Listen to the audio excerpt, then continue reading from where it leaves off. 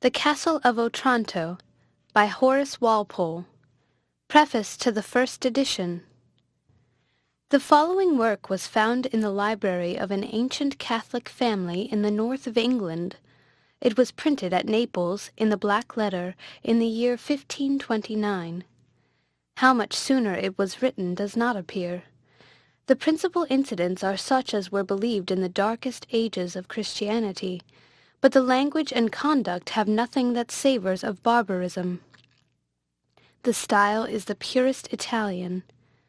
If the story was written near the time when it is supposed to have happened, it must have been between 1095, the era of the first Crusade, and 1243, the date of the last, or not long afterwards. There is no other circumstance in the work that can lead us to guess at the period in which the scene is laid. The names of the actors are evidently fictitious, and probably disguised on purpose, yet the Spanish names of the domestics seem to indicate that this work was not composed until the establishment of the Aragonian kings in Naples had made Spanish appellations familiar in that country. The beauty of the diction and the zeal of the author, moderated, however, by singular judgment, concur to make me think that the date of the composition was little antecedent to that of the impression. Letters were then in their most flourishing state in Italy, and contributed to dispel the empire of superstition, at that time so forcibly attacked by the reformers. It is not unlikely that an artful priest might endeavor to turn their own arms on the innovators, and might avail himself of his abilities as an author to confirm the populace in their ancient errors and superstitions. If this was his view, he has certainly acted with signal address. Such a work as the following would enslave 100 vulgar minds beyond half the books of controversy that have been written from the days of Luther to the present hour. This solution of the author's motives is, however, offered as a mere conjecture. Whatever his views were, or whatever effects the execution of them might have, his work can only be laid before the public at present as a matter of entertainment. Even as such, some apology for it is necessary. Miracles, visions, necromancy, dreams, and other preternatural events are exploded now even from romances. That was not the case when our author wrote, much less when the story itself is supposed to have happened. Belief in every kind of prodigy was so established in those dark ages that an author would not be faithful to the manners of the times who should omit all mention of them. He is not bound to believe them himself, but he must represent his actors as believing them. If this air of the miraculous is excused, the reader will find nothing else unworthy of his perusal. Allow the possibility of the facts, and all the actors comport themselves as persons would do in their situation. There is no bombast, no similes, flowers, digressions, or unnecessary descriptions. Everything tends directly to the catastrophe. Never is the reader's attention relaxed. The rules of the drama are almost observed throughout the conduct of the piece. The characters are well drawn, and still better maintained. Terror, the author's principal engine, prevents the story from ever languishing, and it is so often contrasted by pity that the mind is kept up in a constant vicissitude of interesting passions. Some persons may perhaps think the characters of the domestics too little serious for the general cast of the story, but besides their opposition to the principal personages, the art of the author is very observable in his conduct of the subalterns. They discover many passages essential to the story, which could not be well brought to light but by their naivete and simplicity. In particular, the womanish terror and foibles of Bianca in the last chapter conduce essentially towards advancing the catastrophe. It is natural for a translator to be prejudiced in favor of his adopted work. More impartial readers may not be so much struck with the beauties of this piece as I was. Yet I am not blind to my author's defects.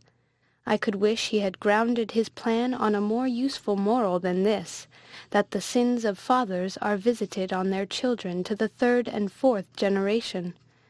I doubt whether, in his time any more than at present, ambition curbed its appetite of dominion from the dread of so remote a punishment. And yet this moral is weakened by that less direct insinuation, that even such anathema may be diverted by devotion to St. Nicholas.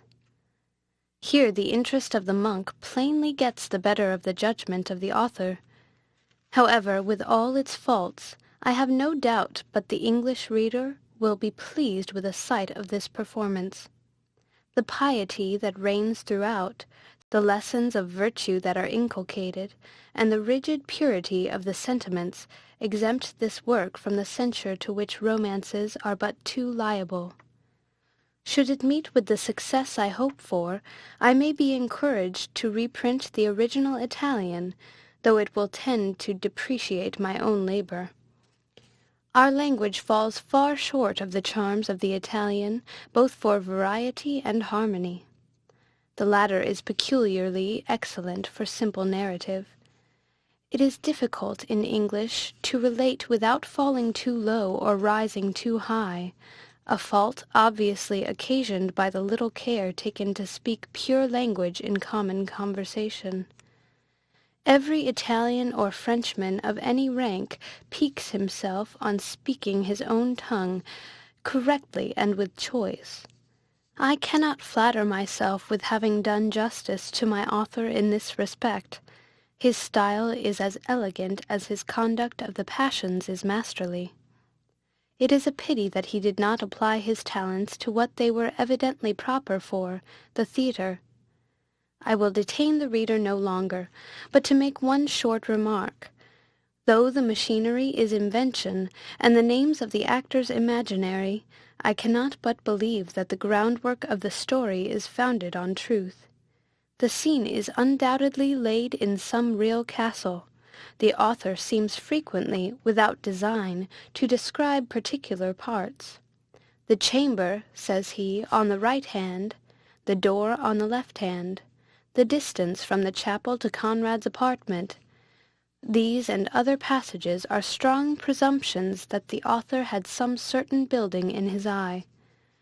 Curious persons, who have leisure to employ in such researches, may possibly discover in the Italian writers the foundation on which our author has built. If a catastrophe, at all resembling that which he describes, is believed to have given rise to this work, it will contribute to interest the reader, and will make the Castle of Otranto a still more moving story. Sonnet to the Right Honourable Lady Mary Coke. The gentle maid, whose hapless tale these melancholy pages speak, say, gracious lady, shall she fail to draw the tear adown thy cheek? No, never was thy pitying breast insensible to human woes. Tender, though firm, it melts distressed, for weakness it never knows.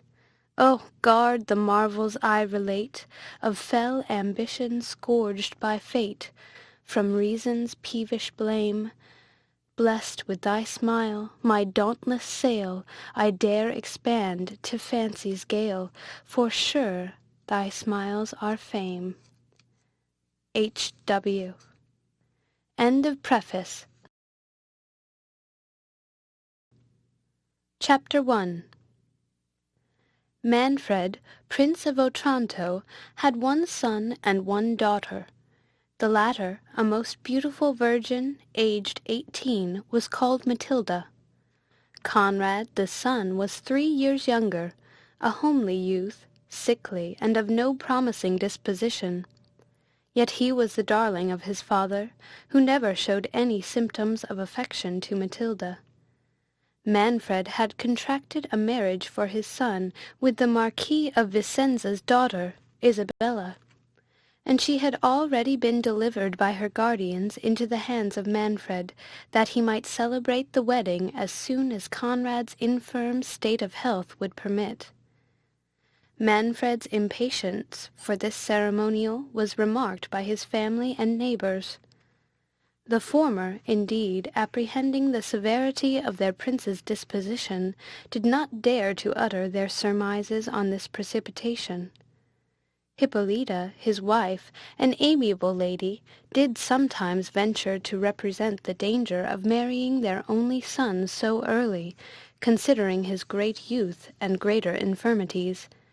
But she never received any other answer than reflections on her own sterility, who had given him but one heir. His tenants and subjects were less cautious in their discourses. They attributed this hasty wedding to the prince's dread of seeing accomplished an ancient prophecy, which was said to have pronounced that the castle and lordship of Otranto should pass from the present family whenever the real owner should be grown too large to inhabit it. It was difficult to make any sense of this prophecy, and still less easy to conceive what it had to do with the marriage in question. Yet these mysteries or contradictions did not make the populace adhere the less to their opinion. Young Conrad's birthday was fixed for his espousals. The company was assembled in the chapel of the castle, and everything ready for beginning the divine office, when Conrad himself was missing. Manfred, impatient of the least delay, and who had not observed his son retire, despatched one of his attendants to summon the young prince. The servant, who had not stayed long enough to have crossed the court to Conrad's apartment, came running back breathless, in a frantic manner, his eyes staring and foaming at the mouth. He said nothing, but pointed to the court. The company were struck with terror and amazement. The Princess Hippolyta, without knowing what was the matter, but anxious for her son, swooned away. Manfred, less apprehensive than enraged at the procrastination of the nuptials, and at the folly of his domestic, asked imperiously what was the matter. The fellow made no answer, but continued pointing towards the courtyard, and at last, after repeated questions put to him, cried out, "Oh, the helmet! The helmet!" In the meantime some of the company had run into the court, from whence was heard a confused noise of shrieks, horror, and surprise.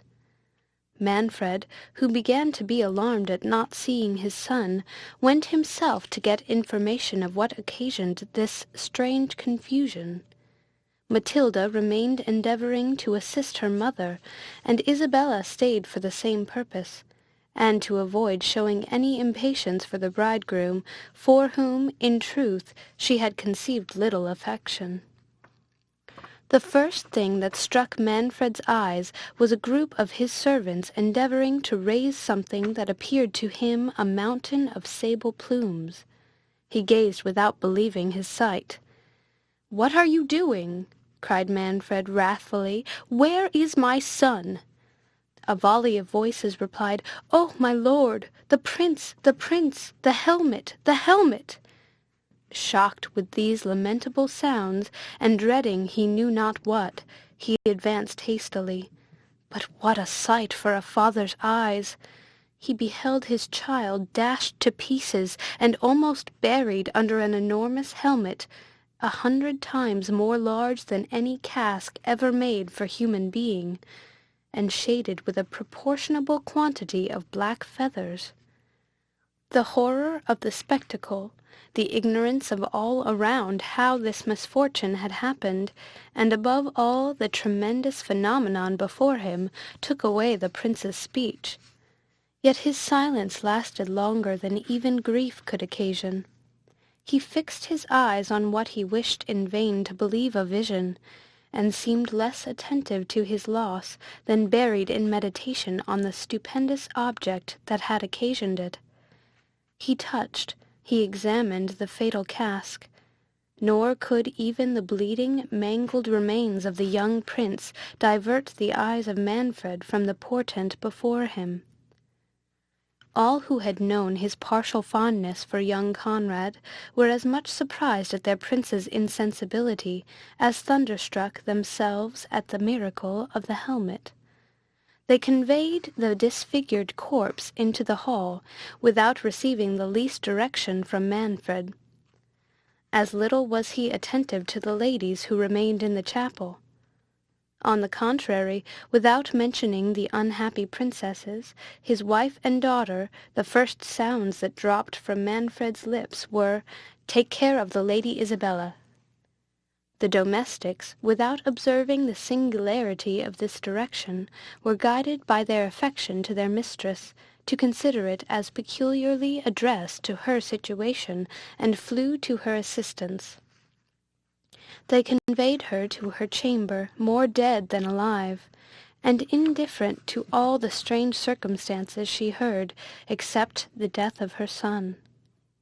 Matilda, who doted on her mother, smothered her own grief and amazement, and thought of nothing but assisting and comforting her afflicted parent.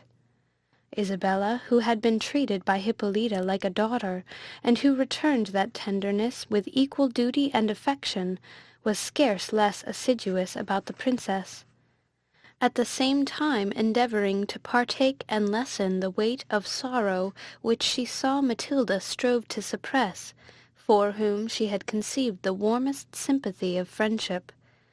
Yet her own situation could not help finding its place in her thoughts. She felt no concern for the death of young Conrad, except commiseration, and she was not sorry to be delivered from a marriage which had promised her little felicity, either from her destined bridegroom or from the severe temper of Manfred, who, though he had distinguished her by great indulgence, had imprinted her mind with terror, from his causeless rigour, to such amiable princesses as Hippolyta and Matilda.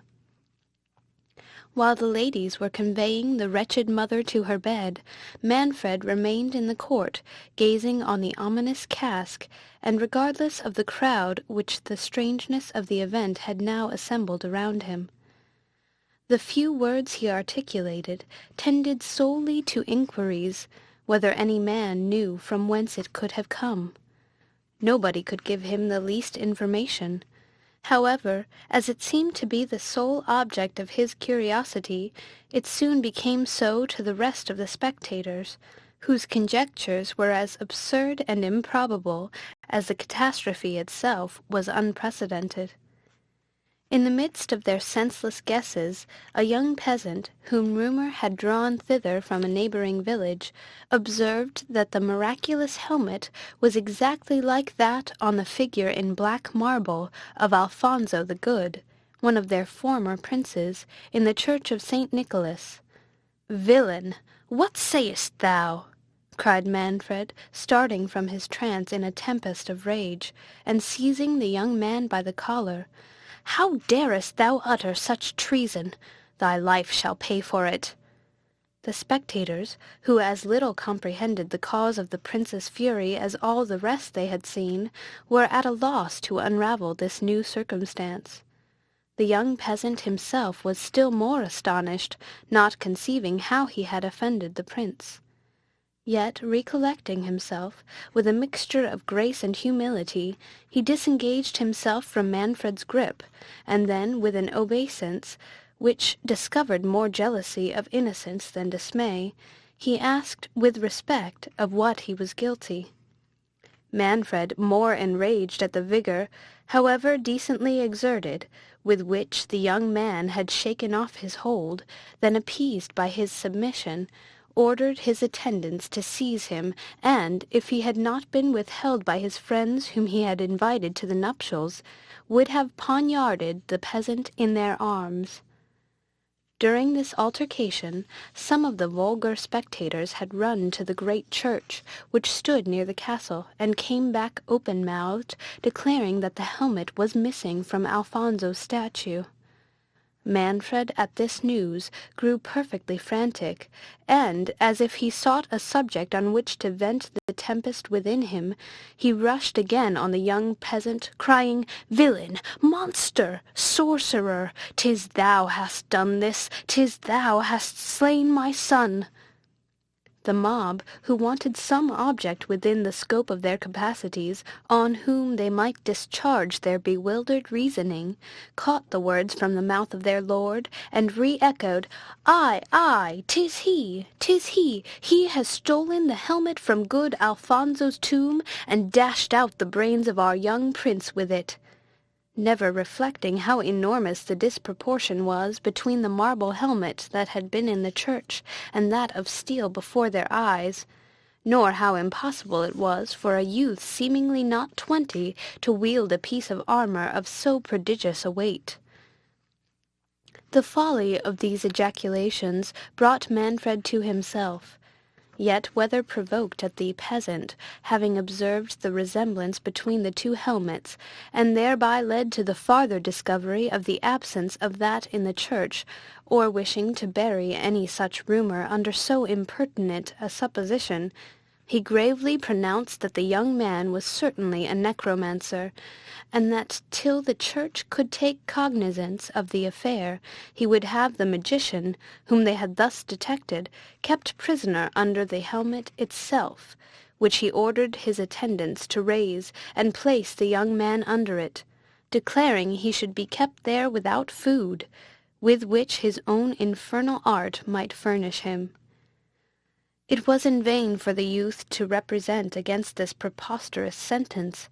In vain did Manfred's friends endeavour to divert him from this savage and ill-grounded resolution.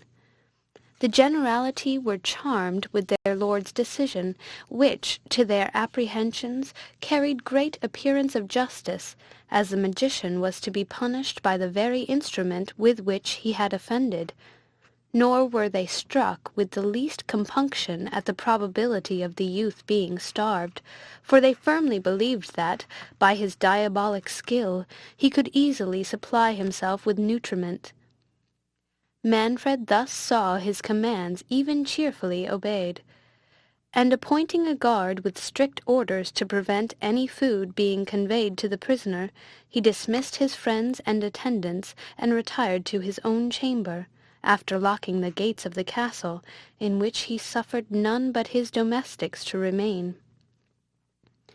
In the meantime, the care and zeal of the young ladies had brought the Princess Hippolyta to herself, who amidst the transports of her own sorrow frequently demanded news of her lord, would have dismissed her attendants to watch over him, and at last enjoined Matilda to leave her, and visit and comfort her father. Matilda, who wanted no affectionate duty to Manfred, though she trembled at his austerity, obeyed the orders of Hippolyta, whom she tenderly recommended to Isabella, and inquiring of the domestics for her father, was informed that he was retired to his chamber, and had commanded that nobody should have admittance to him. Concluding that he was immersed in sorrow for the death of her brother, and fearing to renew his tears by the sight of his sole remaining child, she hesitated whether she should break in upon his affliction. Yet solicitude for him, backed by the commands of her mother, encouraged her to venture disobeying the orders he had given, a fault she had never been guilty of before. The gentle timidity of her nature made her pause for some minutes at his door. She heard him traverse his chamber backwards and forwards with disordered steps, a mood which increased her apprehensions. She was, however, just going to beg admittance, when Manfred suddenly opened the door, and, as it was now twilight, concurring with the disorder of his mind, he did not distinguish the person, but asked angrily who it was. Matilda replied, trembling, "My dearest father, it is I, your daughter." Manfred, stepping back hastily, cried, "Begone! I do not want a daughter," and flinging back abruptly, clapped the door against the terrified Matilda. She was too well acquainted with her father's impetuosity to venture a second intrusion. When she had a little recovered the shock of so bitter a reception, she wiped away her tears to prevent the additional stab that the knowledge of it would give to Hippolyta, who questioned her in the most anxious terms on the health of Manfred, and how he bore his loss.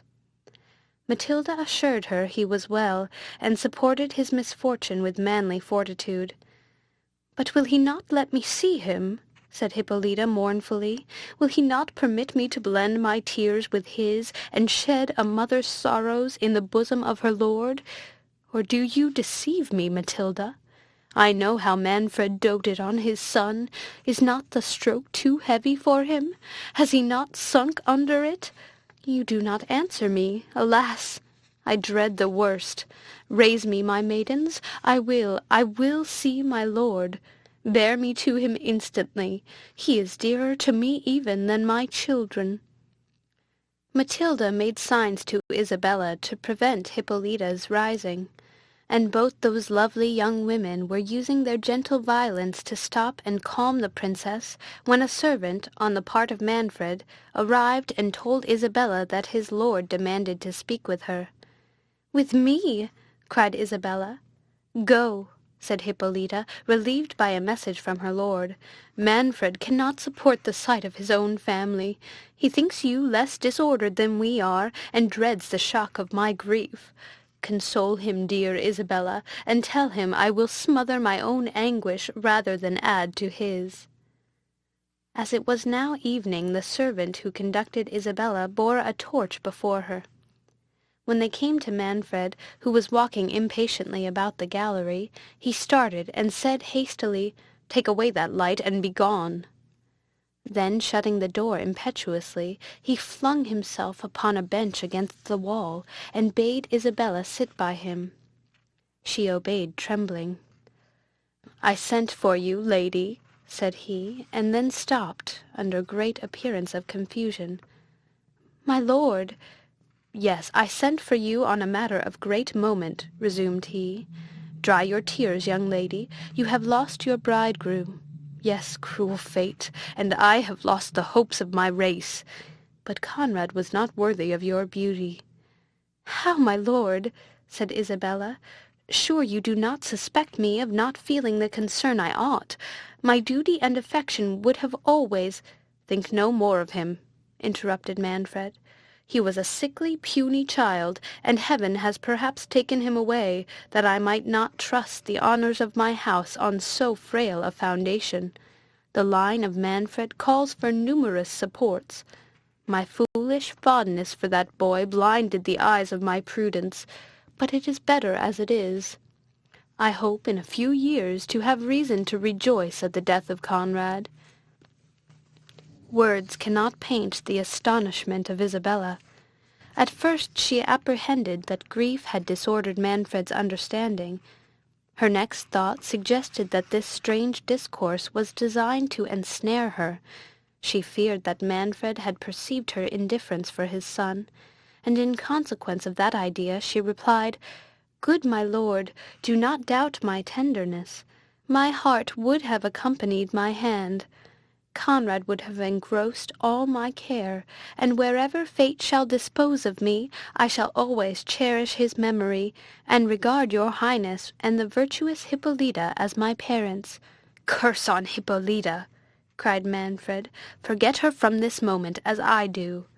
In short, lady, you have missed a husband undeserving of your charms. They shall now be better disposed of.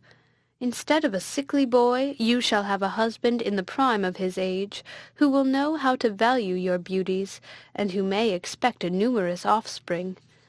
"Alas, my lord," said Isabella, "my mind is too sadly engrossed by the recent catastrophe in your family to think of another marriage. If ever my father returns, and it shall be his pleasure, I shall obey, as I did when I consented to give my hand to your son. But until his return, permit me to remain under your hospitable roof, and employ the melancholy hours in assuaging yours, Hippolyta's, and the fair Matilda's affliction." "I desired you once before," said Manfred angrily, "not to name that woman. From this hour she must be a stranger to you, as she must be to me. In short, Isabella, since I cannot give you my son, I offer you myself." "Heavens!" cried Isabella, waking from her delusion. What do I hear? You, my lord, you, my father-in-law, the father of Conrad, the husband of the virtuous and tender Hippolyta. I tell you, said Manfred imperiously, Hippolyta is no longer my wife. I divorce her from this hour. Too long has she cursed me by her unfruitfulness. My fate depends on having sons, and this night, I trust, will give a new date to my hopes. At those words he seized the cold hand of Isabella, who was half dead with fright and horror. She shrieked and started from him. Manfred rose to pursue her, when the moon, which was now up, and gleamed in at the opposite casement, presented to his sight the plumes of the fatal helmet, which rose to the height of the windows, waving backwards and forwards in a tempestuous manner, and accompanied with a hollow and rustling sound. Isabella, who gathered courage from her situation, and who dreaded nothing so much as Manfred's pursuit of his declaration, cried, "Look, my lord! See, heaven itself declares against your impious intentions." "Heaven nor hell shall impede my designs," said Manfred, advancing again to seize the princess. At that instant the portrait of his grandfather, which hung over the bench where they had been sitting, uttered a deep sigh and heaved its breast. Isabella, whose back was turned to the picture, saw not the motion, nor knew whence the sound came, but started and said, "Hark, my lord! What sound was that?" and at the same time made towards the door. Manfred, distracted between the flight of Isabella, who had now reached the stairs, and yet unable to keep his eyes from the picture, which began to move, had, however, advanced some steps after her, still looking backwards on the portrait, when he saw it quit its panel, and descend on the floor with a grave and melancholy air. "Do I dream?" cried Manfred, returning, "or are the devils themselves in league against me? Speak, internal spectre! Or, if thou art my grandsire, why dost thou to conspire against thy wretched descendant, who too dearly pays for—" Ere he could finish the sentence, the vision sighed again, and made a sign to Manfred to follow him. "Lead on," cried Manfred. "I will follow thee to the gulf of perdition." The spectre marched sedately, but dejected, to the end of the gallery, and turned into a chamber on the right hand. Manfred accompanied him at a little distance, full of anxiety and horror, but resolved. As he would have entered the chamber, the door was clapped to with violence by an invisible hand. The prince, collecting courage from this delay, would have forcibly burst open the door with his foot, but found that it resisted his utmost efforts. "Since hell will not satisfy my curiosity," said Manfred, "I will use the human means in my power for preserving my race. Isabella shall not escape me." The lady, whose resolution had given way to terror the moment she had quitted Manfred, continued her flight to the bottom of the principal staircase. There she stopped, not knowing whither to direct her steps, nor how to escape from the impetuosity of the prince. The gates of the castle, she knew, were locked and guards placed in the court. Should she, as her heart prompted her, go and prepare Hippolyta for the cruel destiny that awaited her, she did not doubt but Manfred would seek her there, and that his violence would incite him to double the injury he meditated, without leaving room for them to avoid the impetuosity of his passions. Delay might give him time to reflect on the horrid measures he had conceived, or produce some circumstance in her favour, if she could, for that night at least, avoid his odious purpose. Yet where conceal herself? How avoid the pursuit he would infallibly make throughout the castle? As these thoughts passed rapidly through her mind, she recollected a subterraneous passage which led from the vaults of the castle to the church of St. Nicholas. Could she reach the altar before she was overtaken, she knew even Manfred's violence would not dare to profane the sacredness of the place, and she determined, if no other means of deliverance offered, to shut herself up forever among the holy virgins whose convent was contiguous to the cathedral. In this resolution she seized a lamp that burned at the foot of the staircase and hurried towards the secret passage. The lower part of the castle was hollowed into several intricate cloisters, and it was not easy for one under so much anxiety to find the door that opened into the cavern. An awful silence reigned throughout those subterraneous regions, except now and then some blasts of wind that shook the doors she had passed, and which, grating on the rusty hinges, were re-echoed through that long labyrinth of darkness. Every murmur struck her with new terror, yet more she dreaded to hear the wrathful voice of Manfred urging his domestics to pursue her. She trod as softly as impatience would give her leave, yet frequently stopped and listened to hear if she was followed. In one of those moments she thought she heard a sigh. She shuddered and recoiled a few paces. In a moment she thought she heard the step of some person. Her blood curdled. She concluded it was Manfred. Every suggestion that horror could inspire rushed into her mind. She condemned her rash flight, which had thus exposed her to his rage in a place where her cries were not likely to draw anybody to her assistance. Yet the sound seemed not to come from behind. If Manfred knew where she was, he must have followed her. She was still in one of the cloisters, and the steps she had heard were too distinct to proceed from the way she had come.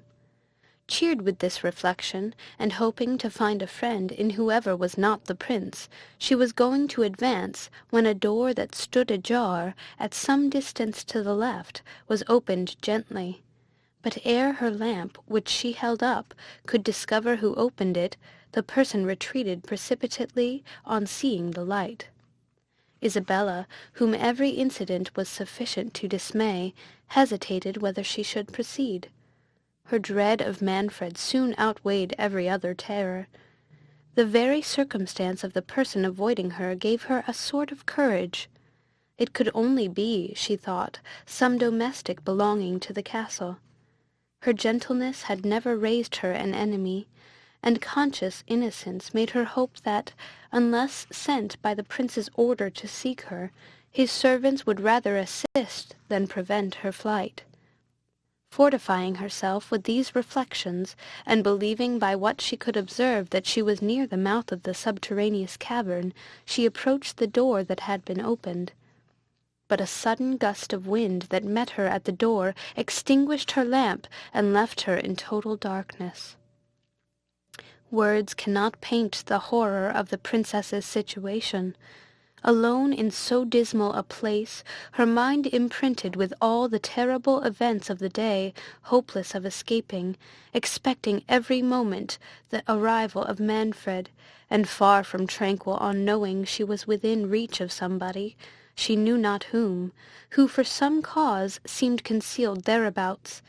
All these thoughts crowded on her distracted mind, and she was ready to sink under her apprehensions. She addressed herself to every saint in heaven, and inwardly implored their assistance. For a considerable time she remained in an agony of despair.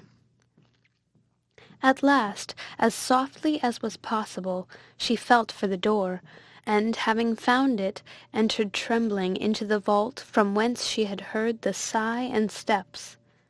It gave her a kind of momentary joy to perceive an imperfect ray of clouded moonshine gleam from the roof of the vault, which seemed to be fallen in, and from whence hung a fragment of earth or building, she could not distinguish which, that appeared to have been crushed inwards.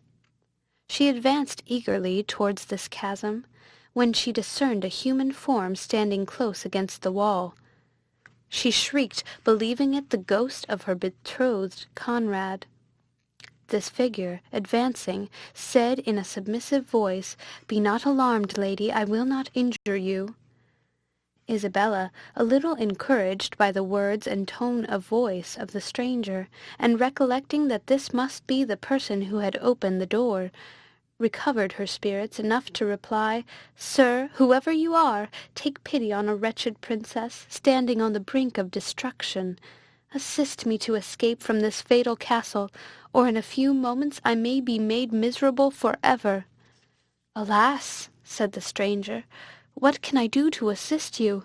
I will die in your defence, but I am unacquainted with the castle and want—" "Oh," said Isabella, hastily interrupting him, "help me but to find a trap-door that must be hereabout, and it is the greatest service you can do me, for I have not a minute to lose." Saying these words, she felt about on the pavement, and directed the stranger to search likewise for a smooth piece of brass enclosed in one of the stones.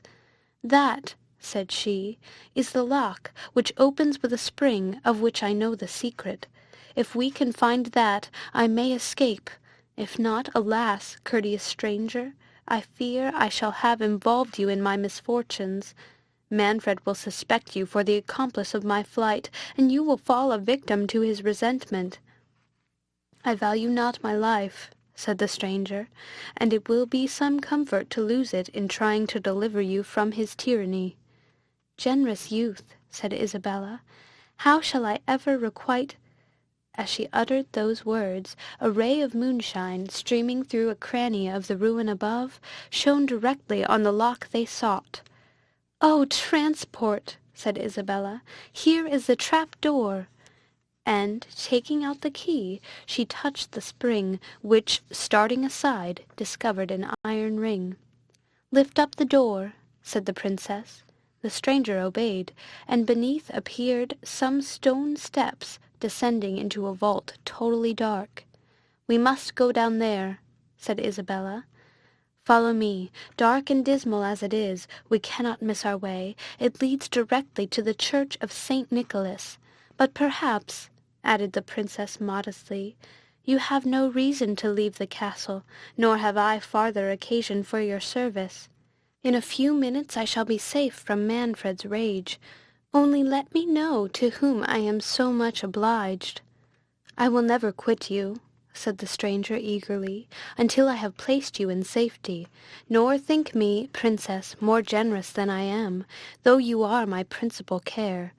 The stranger was interrupted by a sudden noise of voices that seemed approaching, and they soon distinguished these words: "Talk not to me of necromancers. I tell you she must be in the castle. I will find her in spite of enchantment."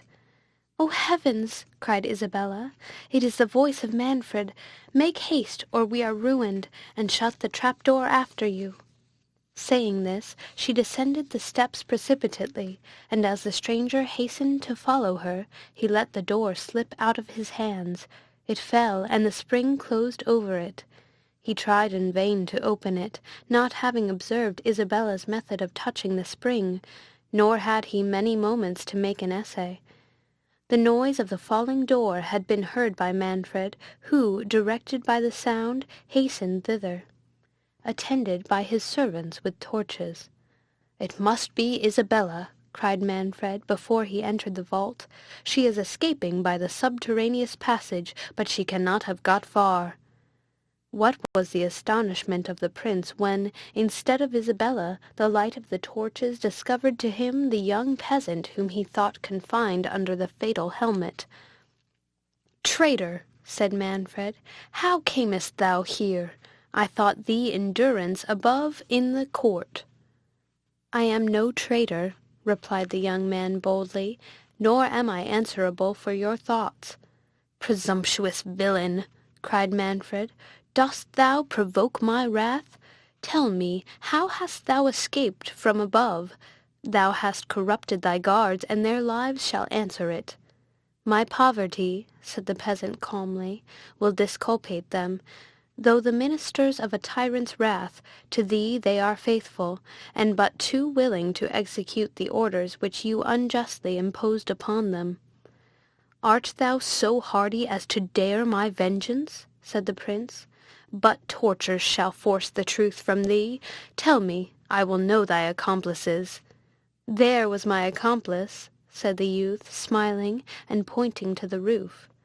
Manfred ordered the torches to be held up, and perceived that one of the cheeks of the enchanted cask had forced its way through the pavement of the court, as his servants had let it fall over the peasant, and had broken through into the vault, leaving a gap, through which the peasant had pressed himself some minutes before he was found by Isabella. "Was that the way by which thou didst descend?" said Manfred. "It was," said the youth. "But what noise was that," said Manfred, "which I heard as I entered the cloister?" "A door clapped," said the peasant. "I heard it as well as you." "What door?" said Manfred hastily. "I am not acquainted with your castle," said the peasant. "This is the first time I ever entered it, and this vault the only part of it within which I ever was." "But I tell thee," said Manfred, wishing to find out if the youth had discovered the trap door, "it was this way I heard the noise. My servants heard it too." "My lord," interrupted one of them officiously, "to be sure it was a trap door, and he was going to make his escape." "Peace, blockhead," said the prince angrily. "If he was going to escape, how should he come on this side? I will know from his own mouth what noise it was I heard. Tell me truly, thy life depends on thy veracity." "My veracity is dearer to me than my life," said the peasant, "nor would I purchase the one by forfeiting the other." "Indeed, young philosopher," said Manfred contemptuously. "Tell me, then, what was the noise I heard?" "Ask me what I can answer," said he, "and put me to death instantly if I tell you a lie." Manfred, growing impatient at the steady valour and indifference of the youth, cried, "Well, then, thou man of truth, answer! Was it the fall of the trap door that I heard?" "It was," said the youth. "It was!" said the prince. "And how didst thou come to know there was a trap door here?" "I saw the plate of brass by a gleam of moonshine," replied he. "But what told thee it was a lock?" said Manfred. "How didst thou discover the secret of opening it?" "Providence that delivered me from the helmet was able to direct me to the spring of a lock," said he. "Providence should have gone a little farther, and have placed thee out of the reach of my resentment," said Manfred. "When Providence had taught thee to open the lock, it abandoned thee for a fool who did not know how to make use of its favours. Why didst thou not pursue the path pointed out for thy escape? Why didst thou shut the trap door before thou hadst descended the steps?" "I might ask you, my lord," said the peasant, "how I, totally unacquainted with your castle, was to know that those steps led to any outlet. But I scorn to evade your questions. Wherever those steps lead to, perhaps I should have explored the way. I could not be in a worse situation than I was. But the truth is, I let the trap door fall. Your immediate arrival followed.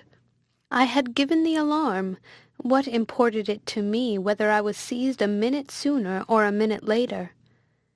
"Thou art a resolute villain for thy years," said Manfred, "yet on reflection I suspect thou dost but trifle with me. Thou hast not yet told me how thou didst open the lock." "That I will show you, my lord," said the peasant, and, taking up a fragment of stone that had fallen from above, he laid himself on the trap-door and began to beat on the piece of brass that covered it, meaning to gain time for the escape of the princess. This presence of mind, joined to the frankness of the youth, staggered Manfred. He even felt a disposition towards pardoning one who had been guilty of no crime. Manfred was not one of those savage tyrants who wanton in cruelty unprovoked. The circumstances of his fortune had given an asperity to his temper which was naturally humane, and his virtues were always ready to operate when his passions did not obscure his reason. While the prince was in this suspense, a confused noise of voices echoed through the distant vaults. As the sound approached, he distinguished the clamours of some of his domestics, whom he had dispersed through the castle in search of Isabella, calling out, "Where is my lord? Where is the prince?" "Here I am," said Manfred as they came nearer. "Have you found the princess?" The first that arrived replied, "Oh, my lord, I am glad we have found you." "Found me?" said Manfred. "Have you found the princess?" "We thought we had, my lord," said the fellow, looking terrified. But what?" cried the prince. "Has she escaped?" "Jacques and I, my lord—" "Yes, I and Diego," interrupted the second, who came up in still greater consternation. "Speak one of you at a time," said Manfred. "I ask you, where is the princess?" "We do not know," said they both together, "but we are frightened out of our wits." "So I think, blockheads," said Manfred. "What is it has scared you thus?" "Oh, my lord," said Jacques, "Diego has seen such a sight. Your highness would not believe our eyes." "What new absurdity is this?" cried Manfred. "Give me a direct answer, or, by heaven—" "Why, my lord, if it please your highness to hear me," said the poor fellow, "Diego and I—" "Yes, I and Jacques," cried his comrade. "Did not I forbid you to speak both at a time?" said the prince. "You, Jacques, answer, for the other fool seems more distracted than thou art. What is the matter?" "My gracious lord," said Jacques, "if it please your highness to hear me, Diego and I, according to your highness's orders, went to search for the young lady. But being comprehensive that we might meet the ghost of my young lord, your highness's son, God rest his soul, as he has not received Christian burial—" "Sot!" cried Manfred in a rage. "Is it only a ghost, then, that thou hast seen?" "Oh, worse, worse, my lord!" cried Diego. "I had rather have seen 10 whole ghosts." "Grant me patience," said Manfred. "These blockheads distract me. Out of my sight, Diego. And thou, Jacques, tell me in one word, art thou sober? Art thou raving? Thou wast wont to have some sense. Has the other sot frightened himself and thee too? Speak, what is it he fancies he has seen?" "Why, my lord," replied Jacques, trembling, "I was going to tell your highness that since the calamitous misfortune of my young lord, God rest his precious soul, not one of us your highness's faithful servants, indeed we are, my lord, though poor men, I say, not one of us has dared to set a foot about the castle, but 2 together. So Diego and I, thinking that my young lady might be in the great gallery, went up there to look for her, and tell her your highness wanted something to impart to her." "O blundering fools!" cried Manfred. "And in the meantime she has made her escape because you were afraid of goblins. Why, thou knave, she left me in the gallery. I came from thence myself." "For all that, she may be there still, for aught I know," said Jacques. "But the devil shall have me before I seek her there again. Poor Diego! I do not believe he will ever recover it." "Recover what?" said Manfred. "Am I never to learn what it is has terrified these rascals? But I lose my time. Follow me, slave. I will see if she is in the gallery." "For heaven's sake, my dear good lord," cried Jacques, "do not go to the gallery. Satan himself, I believe, is in the chamber next to the gallery." Manfred, who hitherto had treated the terror of his servants as an idle panic, was struck at this new circumstance. He recollected the apparition of the portrait, and the sudden closing of the door at the end of the gallery. His voice faltered, and he asked with disorder, "What is in the great chamber?" "My lord," said Jacques, "when Diego and I came into the gallery, he went first, for he said he had more courage than I. So when we came into the gallery we found nobody. We looked under every bench and stool, and still we found nobody." "Were all the pictures in their places?" said Manfred. "Yes, my lord," answered Jacques, "but we did not think of looking behind them." "Well, well," said Manfred, "proceed." "When we came to the door of the great chamber," continued Jacques, "we found it shut." "And could not you open it?" said Manfred. "Oh, yes, my lord, would to heaven we had not," replied he. "Nay, it was not I neither, it was Diego. He was grown foolhardy, and would go on, though I advised him not.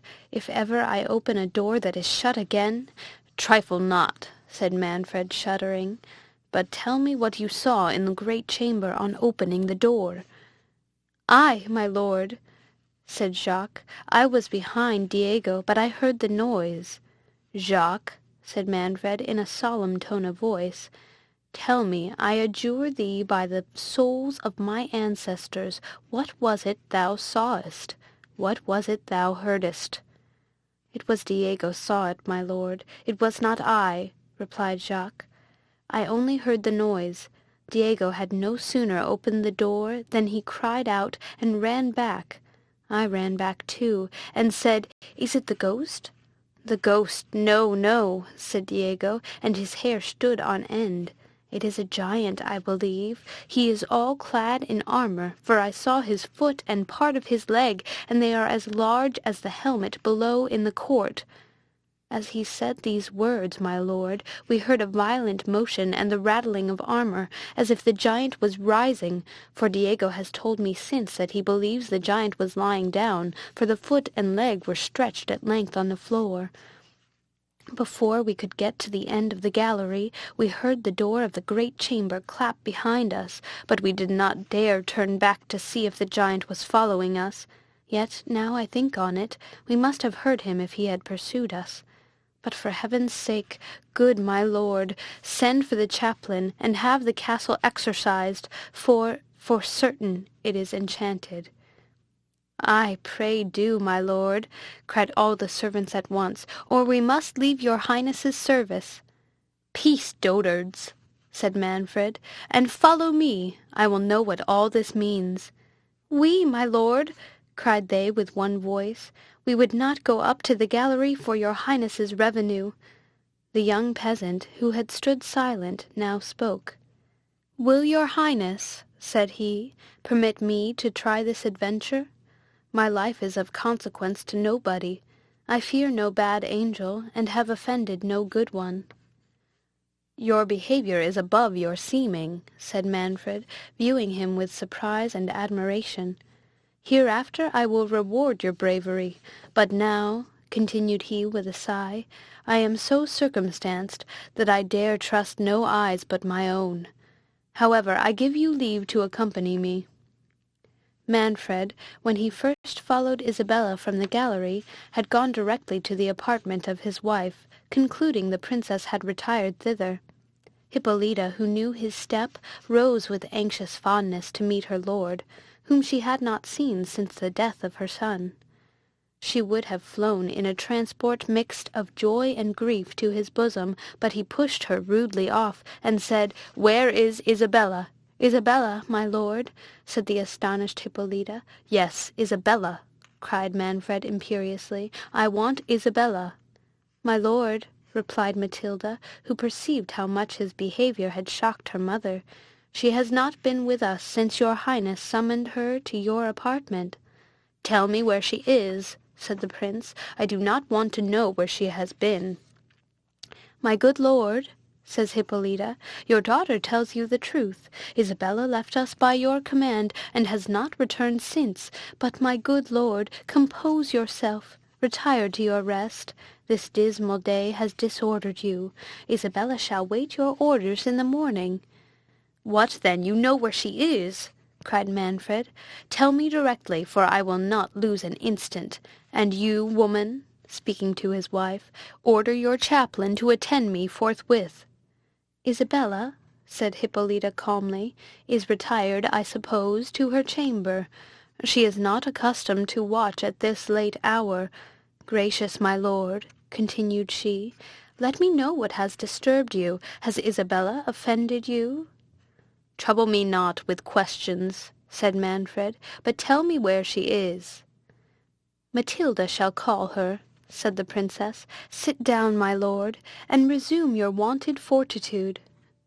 What, art thou jealous of Isabella? Replied he, that you wish to be present at our interview? Good heavens, my lord, said Hippolyta, what is it your highness means? Thou wilt know ere many minutes are past, said the cruel prince.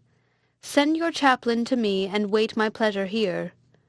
At these words he flung out of the room in search of Isabella, leaving the amazed ladies thunderstruck with his words and frantic deportment, and lost in vain conjectures on what he was meditating. Manfred was now returning from the vault, attended by the peasant and a few of his servants whom he had obliged to accompany him. He ascended the staircase without stopping till he arrived at the gallery, at the door of which he met Hippolyta and her chaplain. When Diego had been dismissed by Manfred, he had gone directly to the princess's apartment with the alarm of what he had seen. That excellent lady, who no more than Manfred doubted of the reality of the vision, yet affected to treat it as a delirium of the servant, willing, however, to save her lord from any additional shock, and prepared by a series of griefs not to tremble at any accession to it, she determined to make herself the first sacrifice, if fate had marked the present hour for their destruction.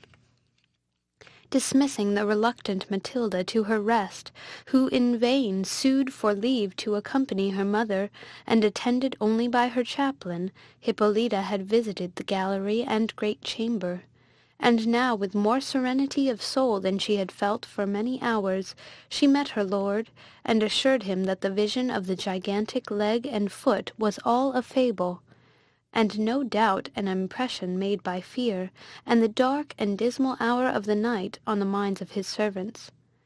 She and the chaplain had examined the chamber, and found everything in the usual order. Manfred, though persuaded, like his wife, that the vision had been no work of fancy, recovered a little from the tempest of mind into which so many strange events had thrown him. Ashamed, too, of his inhuman treatment of a princess who returned every injury with new marks of tenderness and duty, he felt returning love forcing itself into his eyes. But not less ashamed of feeling remorse towards one against whom he was inwardly meditating a yet more bitter outrage, he curbed the yearnings of his heart, and did not dare to lean even towards pity. The next transition of his soul was to exquisite villainy. Presuming on the unshaken submission of Hippolyta, he flattered himself that she would not only acquiesce with patience to a divorce, but would obey, if it was his pleasure, in endeavouring to persuade Isabella to give him her hand. But ere he could indulge his horrid hope, he reflected that Isabella was not to be found. Coming to himself, he gave orders that every avenue to the castle should be strictly guarded, and charged his domestics on pain of their lives to suffer nobody to pass out. The young peasant, to whom he spoke favourably, he ordered to remain in a small chamber on the stairs, in which there was a pallet bed, and the key of which he took away himself, telling the youth he would talk with him in the morning.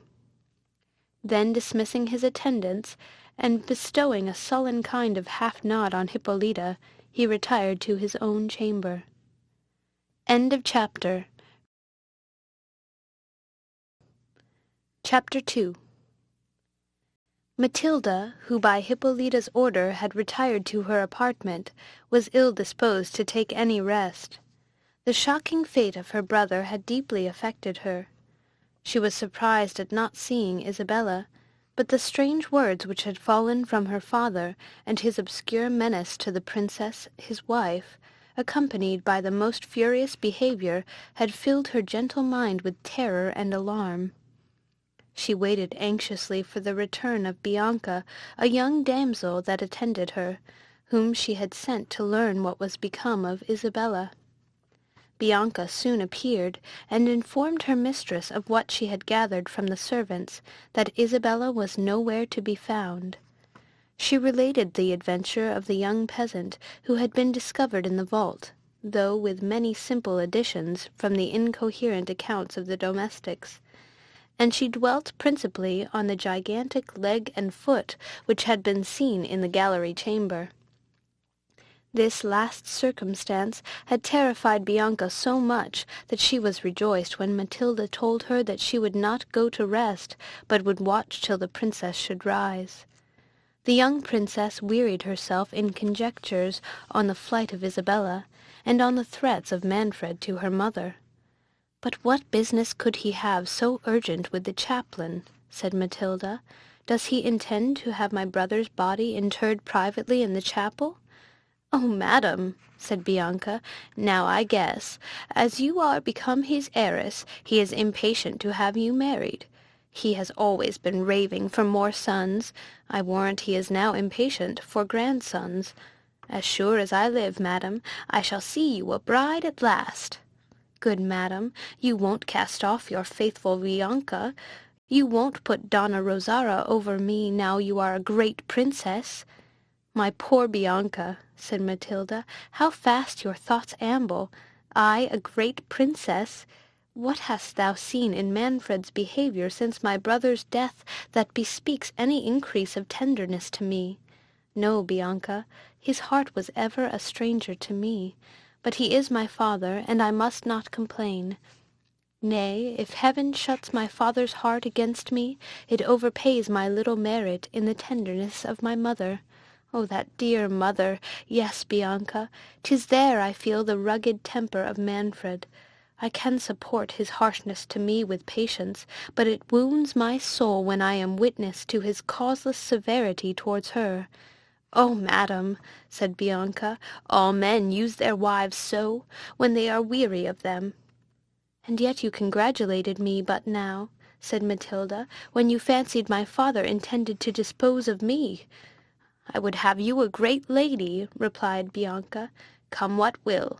I do not wish to see you moped in a convent, as you would be if you had your will, and if my lady, your mother, who knows that a bad husband is better than no husband at all, did not hinder you— Bless me, what noise is that? St. Nicholas forgive me, I was but in jest." "It is the wind," said Matilda, "whistling through the battlements in the tower above. You have heard it 1,000 times." "Nay," said Bianca, "there was no harm neither in what I said. It is no sin to talk of matrimony. And so, madam, as I was saying, if my Lord Manfred should offer you a handsome young prince for a bridegroom, you would drop him a curtsy, and tell him you would rather take the veil?" "Thank heaven I am in no such danger," said Matilda. "You know how many proposals for me he has rejected." "And you thank him like a dutiful daughter, do you, madam? But come, madam, suppose to-morrow morning he was to send for you to the great council chamber, and there you should find at his elbow a lovely young prince, with large black eyes, a smooth white forehead, and manly curling locks like jet. In short, madam, a young hero resembling the picture of the good Alfonso in the gallery, which you sit and gaze at for hours together. Do not speak lightly of that picture," interrupted Matilda, sighing. "I know the adoration with which I look at that picture is uncommon, but I am not in love with a colored panel. The character of that virtuous prince, the veneration with which my mother has inspired me for his memory, the orisons which, I know not why, she has enjoined me to pour forth at his tomb, all have concurred to persuade me that somehow or other my destiny is linked with something relating to him." "Lord, madam, how should that be?" said Bianca. "I have always heard that your family was in no way related to his, and I am sure I cannot conceive why my lady, the princess, sends you in a cold morning or a damp evening to pray at his tomb. He is no saint by the almanac. If you must pray, why does she not bid you address yourself to the great Saint Nicholas? I am sure he is the saint I pray to for a husband." "Perhaps my mind would be less affected," said Matilda, "if my mother would explain her reasons to me, but it is the mystery she observes that inspires me with this, I know not what to call it. As she never acts from caprice, I am sure there is some fatal secret at bottom. Nay, I know there is. In her agony of grief for my brother's death, she dropped some words that intimated as much." "Oh dear, madam!" cried Bianca, "what were they?" "No," said Matilda, "if a parent lets fall a word and wishes it recalled, it is not for a child to utter it." "What! Was she sorry for what she said?" asked Bianca. "I am sure, madam, you may trust me." "With my own little secrets, when I have any, I may," said Matilda, "but never with my mother's. A child ought to have no ears or eyes but as a parent directs." "Well, to be sure, madam, you were born to be a saint," said Bianca, "and there is no resisting one's vocation. You will end in a convent at last. But there is my Lady Isabella would not be so reserved to me.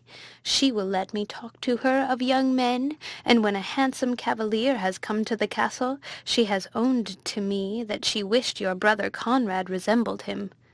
"Bianca," said the princess, "I do not allow you to mention my friend disrespectfully.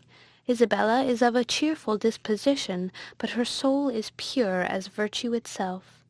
She knows your idle babbling humor, and perhaps has now and then encouraged it, to divert melancholy, and enliven the solitude in which my father keeps us." "Blessed Mary!" said Bianca, starting. "There it is again! Dear madam, do you hear nothing? This castle is certainly haunted." "Peace," said Matilda, "and listen. I did think I heard a voice, but it must be fancy. Your terrors, I suppose, have infected me." Indeed, madam," said Bianca, half weeping with agony, "I am sure I heard a voice." "Does anybody lie in the chamber beneath?" said the princess. "Nobody has dared to lie there," answered Bianca, "since the great astrologer, that was your brother's tutor, drowned himself. For certain, madam, his ghost and the young prince's are now met in the chamber below. For heaven's sake, let us fly to your mother's apartment." "I charge you not to stir," said Matilda. "If they are spirits in pain, we may ease their sufferings by questioning them.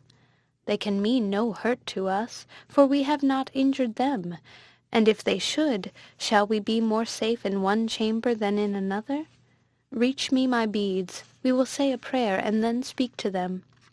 "Oh, dear lady, I would not speak to a ghost for the world!" cried Bianca. As she said those words, they heard the casement of the little chamber below Matilda's open. They listened attentively, and in a few minutes thought they heard a person sing, but could not distinguish the words. "This can be no evil spirit," said the princess in a low voice. "It is undoubtedly one of the family. Open the window, and we shall know the voice." "I dare not, indeed, madam," said Bianca. "Thou art a very fool," said Matilda, opening the window gently herself. The noise the princess made was, however, heard by the person beneath, who stopped, and they concluded had heard the casement open. "Is anybody below?" said the princess. "If there is, speak." "Yes," said an unknown voice. "Who is it?" said Matilda. "A stranger," replied the voice. "What stranger?" said she, "and how didst thou come there at this unusual hour, when all the gates of the castle are locked?" "I am not here willingly," answered the voice, "but pardon me, lady, if I have disturbed your rest. I knew not that I was overheard. Sleep had forsaken me. I left a restless couch, and came to waste the irksome hours with gazing on the fair approach of morning, impatient to be dismissed from this castle." "Thy words and accents," said Matilda, "are of melancholy cast. If thou art unhappy, I pity thee. If poverty afflicts thee, let me know it. I will mention thee to the princess, whose beneficent soul ever melts for the distressed, and she will relieve thee." "I am indeed unhappy," said the stranger, "and I know not what wealth is, but I do not complain of the lot which heaven has cast for me. I am young and healthy, and am not ashamed of owing my support to myself. Yet think me not proud, or that I disdain your generous offers.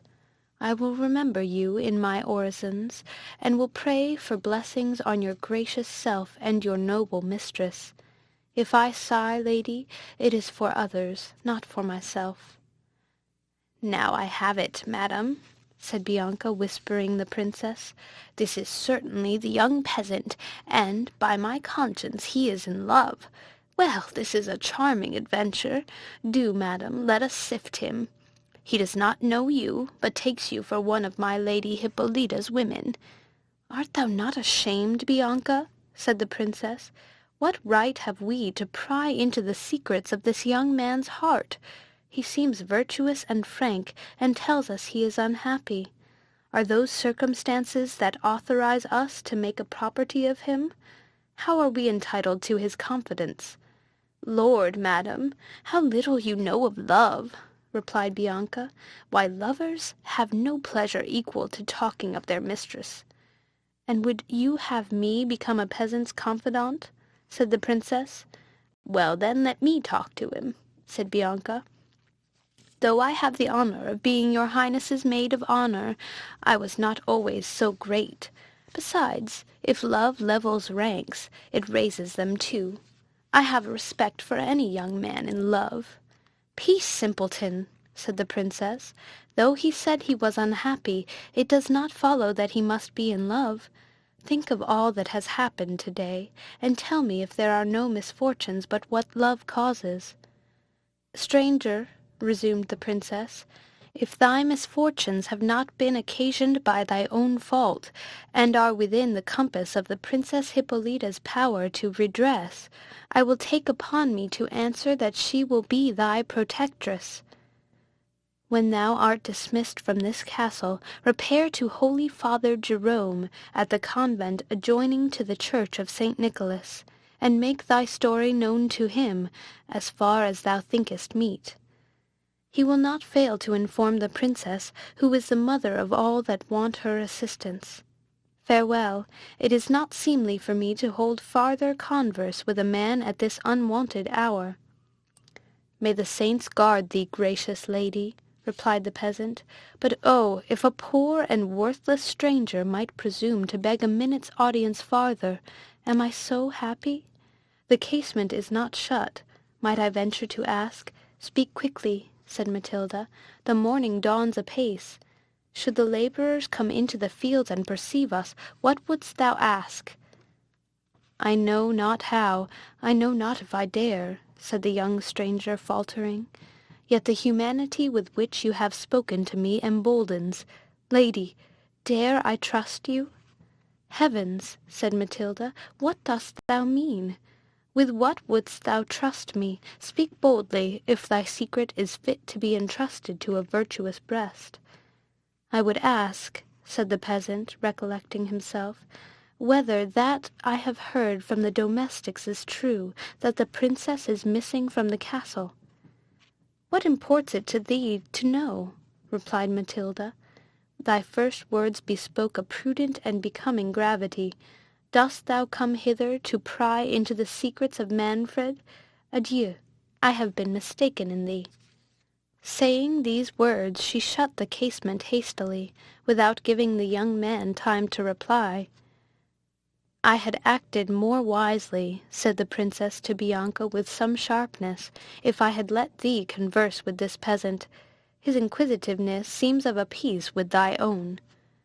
"It is not fit for me to argue with your highness," replied Bianca, "but perhaps the questions I should have put to him would have been more to the purpose than those you have been pleased to ask him." "Oh, no doubt," said Matilda. "You are a very discreet personage. May I know what you would have asked him?" "A bystander often sees more of the game than those that play," answered Bianca. "Does your highness think, madam, that this question about my lady Isabella was the result of mere curiosity? No, no, madam. There is more in it than you great folks are aware of. Lopez told me that all the servants believe this young fellow contrived my lady Isabella's escape. Now, pray, madam, observe you and I both know that my lady Isabella never much fancied the prince your brother.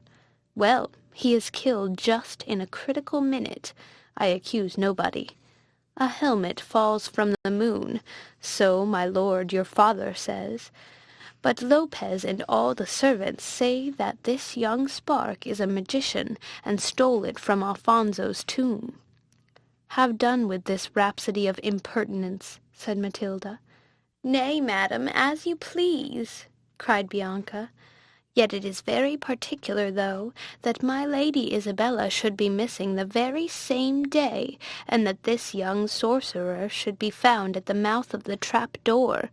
I accuse nobody, but if my young lord came honestly by his death, dare not on thy duty," said Matilda, "to breathe a suspicion on the purity of my dear Isabella's fame."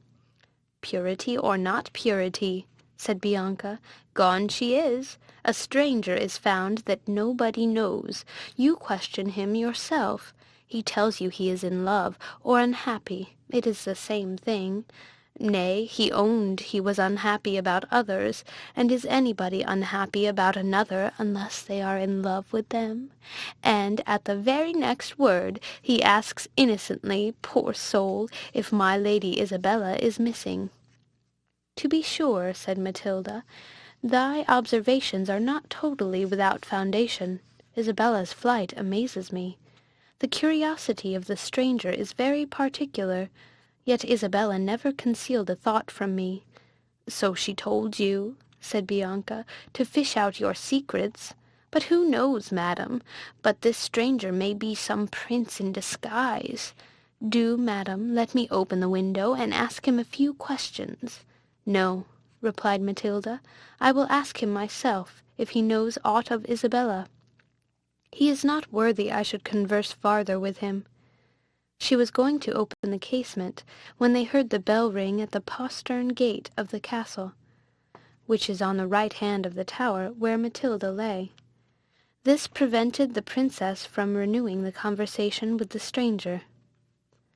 After continuing silent for some time, "I am persuaded," said she to Bianca, "that whatever be the cause of Isabella's flight, it had no unworthy motive. If this stranger was accessory to it, she must be satisfied with his fidelity and worth. I observed, did not you, Bianca, that his words were tinctured with an uncommon infusion of piety? It was no ruffian speech. His phrases were becoming a man of gentle birth." "I told you, madam," said Bianca, "that I was sure he was some prince in disguise." "Yet," said Matilda, "if he was privy to her escape, how will you account for his not accompanying her in her flight? Why expose himself unnecessarily and rashly to my father's resentment?" "As for that, madam," replied she, "if he could get from under the helmet, he will find ways of eluding your father's anger. I do not doubt but he has some talisman or other about him." "You resolve everything into magic," said Matilda, "but a man who has any intercourse with infernal spirits does not dare to make use of those tremendous and holy words which he uttered. Didst thou not observe with what fervour he vowed to remember me to heaven in his prayers? Yes, Isabella was undoubtedly convinced of his piety." "Commend me to the piety of a young fellow and a damsel that consult to elope," said Bianca. "No, no, madam, my Lady Isabella is of another guess mould than you take her for. She used indeed to sigh and lift up her eyes in your company, because she knows you are a saint, but when your back was turned—" "You wrong her," said Matilda. "Isabella is no hypocrite. She has a due sense of devotion, but never affected a call she has not.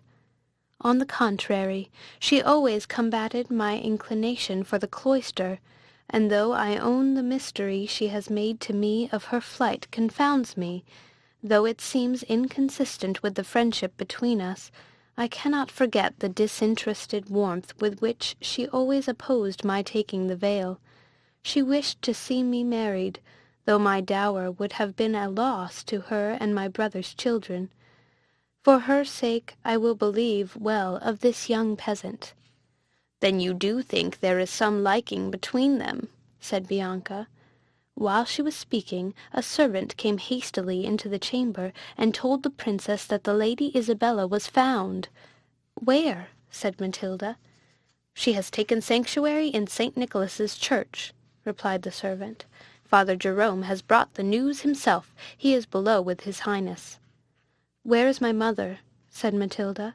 "She is in her own chamber, madam, and has asked for you." Manfred had risen at the first dawn of light, and gone to Hippolyta's apartment to inquire if she knew aught of Isabella. While he was questioning her, word was brought that Jerome demanded to speak with him. Manfred, little suspecting the cause of the friar's arrival, and knowing he was employed by Hippolyta in her charities, ordered him to be admitted, intending to leave them together while he pursued his search after Isabella. "Is your business with me or the princess?" said Manfred. "With both," replied the holy man. "The Lady Isabella—" "What of her?" interrupted Manfred eagerly. "Is at St. Nicholas's altar," replied Jerome. "That is no business of Hippolyta," said Manfred with confusion. "Let us retire to my chamber, father, and inform me how she came thither."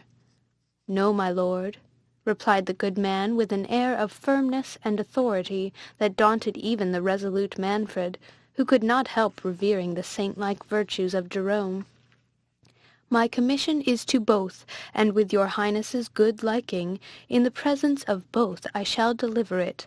But first, my lord, I must interrogate the princess, whether she is acquainted with the cause of the Lady Isabella's retirement from your castle." "No, on my soul," said Hippolyta. "Does Isabella charge me with being privy to it?" "Father," interrupted Manfred, "I pay due reverence to your holy profession, but I am sovereign here, and will allow no meddling priest to interfere in the affairs of my domestic. If you have aught to say, attend me to my chamber. I do not use to let my wife be acquainted with the secret affairs of my state. They are not within a woman's province." "My lord," said the holy man, "I am no intruder into the secrets of families. My office is to promote peace, to heal divisions, to preach repentance, and teach mankind to curb their headstrong passions. I forgive your highness's uncharitable apostrophe. I know my duty, and am the minister of a mightier prince than Manfred. Hearken to him who speaks through my organs." Manfred trembled with rage and shame. Hippolyta's countenance declared her astonishment and impatience to know where this would end. Her silence more strongly spoke her observance of Manfred. "The Lady Isabella," resumed Jerome, "commends herself to both your highnesses. She thanks both for the kindness with which she has been treated in your castle. She deplores the loss of your son, and her own misfortune in not becoming the daughter of such wise and noble princes, whom she shall always respect as parents. She prays for uninterrupted union and felicity between you." Manfred's colour changed. "But as it is no longer possible for her to be allied to you, she entreats your consent to remain in sanctuary till she can learn news of her father, or, by the certainty of his death, be at liberty, with the approbation of her guardians, to dispose herself in suitable marriage." "I shall give no consent," said the prince, "but insist on her return to the castle without delay. I am answerable for her person to her guardians, and will not brook her being in any hands but my own."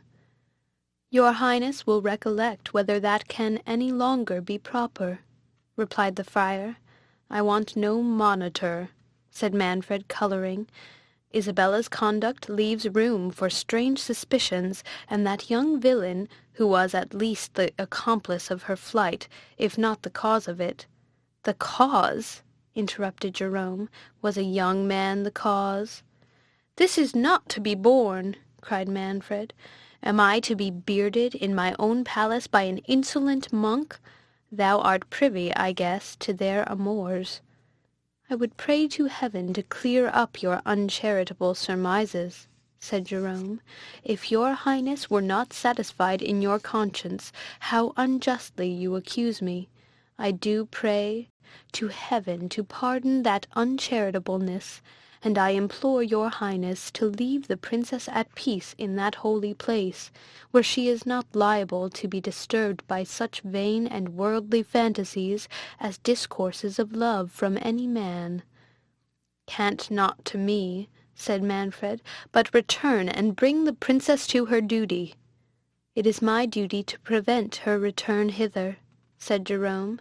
"She is where orphans and virgins are safest from the snares and wiles of this world, and nothing but a parent's authority shall take her thence." "I am her parent," cried Manfred, "and demand her." "She wished to have you for her parent," said the friar, "but heaven that forbade that connection has for ever dissolved all ties betwixt you, and I announce to your highness—" "Stop, audacious man!" said Manfred, and dread my displeasure. Holy father, said Hippolyta, it is your office to be no respecter of persons. You must speak as your duty prescribes. But it is my duty to hear nothing that it pleases not my lord I should hear. Attend the prince to his chamber. I will retire to my oratory, and pray to the Blessed Virgin to inspire you with her holy counsels, and to restore the heart of my gracious lord to its wonted peace and gentleness. Excellent woman, said the friar. My lord, I attend your pleasure. Manfred, accompanied by the friar, passed to his own apartment, where, shutting the door, I perceive, father, said he, that Isabella has acquainted you with my purpose. Now hear my resolve, and obey. Reasons of state, most urgent reasons, my own and the safety of my people, demand that I should have a son. It is in vain to expect an heir from Hippolyta. I have made choice of Isabella. You must bring her back, and you must do more. I know the influence you have with Hippolyta. Her conscience is in your hands. She is, I allow, a faultless woman. Her soul is set on heaven, and scorns the little grandeur of this world. You can withdraw her from it entirely. Persuade her to consent to the dissolution of our marriage, and to retire into a monastery. She shall endow one if she will, and she shall have the means of being as liberal to your order as she or you can wish. Thus you will divert the calamities that are hanging over our heads, and have the merit of saving the principality of Otranto from destruction. You are a prudent man, and though the warmth of my temper betrayed me into some unbecoming expressions, I honor your virtue, and wish to be indebted to you for the repose of my life and the preservation of my family. The will of heaven be done, said the friar. I am but its worthless instrument. It makes use of my tongue to tell thee, prince, of thy unwarrantable designs. The injuries of the virtuous Hippolyta have mounted to the throne of pity. By me thou art reprimanded for thy adulterous intention of repudiating her. By me thou art warned not to pursue the incestuous design on thy contracted daughter. Heaven that delivered her from thy fury, when the judgment so recently fallen on thy house ought to have inspired thee with other thoughts, will continue to watch over her. Even I, a poor and despised friar, am able to protect her from thy violence. I, sinner as I am, and uncharitably reviled by your highness as an accomplice of I know not what amours, scorn the allurements with which it has pleased thee to tempt mine honesty. I love my order, I honor devout souls, I respect the piety of thy princess, but I will not betray the confidence she reposes in me, nor serve even the cause of religion by foul and sinful compliances. But forsooth, the welfare of the state depends on your highness having a son. Heaven mocks the short-sighted views of man. But yestermorn, whose house was so great, so flourishing as Manfred's? Where is young Conrad now? My lord, I respect your tears, but I mean not to check them. Let them flow, prince. They will weigh more with heaven toward the welfare of thy subjects than a marriage which, founded on lust or policy, could never prosper. The sceptre, which passed from the race of Alfonso to thine, cannot be preserved by a match which the Church will never allow. If it is the will of the Most High that Manfred's name must perish, resign yourself, my lord, to its decrees, and thus deserve a crown that can never pass away. Come, my lord, I like this sorrow. Let us return to the princess. She is not apprised of your cruel intentions, nor did I mean more than to alarm you. You saw with what gentle patience, with what efforts of love she heard, she rejected hearing, the extent of your guilt. I know she longs to fold you in her arms, and assure you of her unalterable affection." "Father," said the prince, "you mistake my compunction. True, I honor Hippolyta's virtues. I think her a saint, and wish it were for my soul's health to tie faster the knot that has united us. But alas! Father, you know not the bitterest of my pangs. It is some time that I have had scruples on the legality of our union. Hippolyta is related to me in the 4th degree. It is true, we had a dispensation, but I have been informed that she had also been contracted to another. This it is that sits heavy at my heart.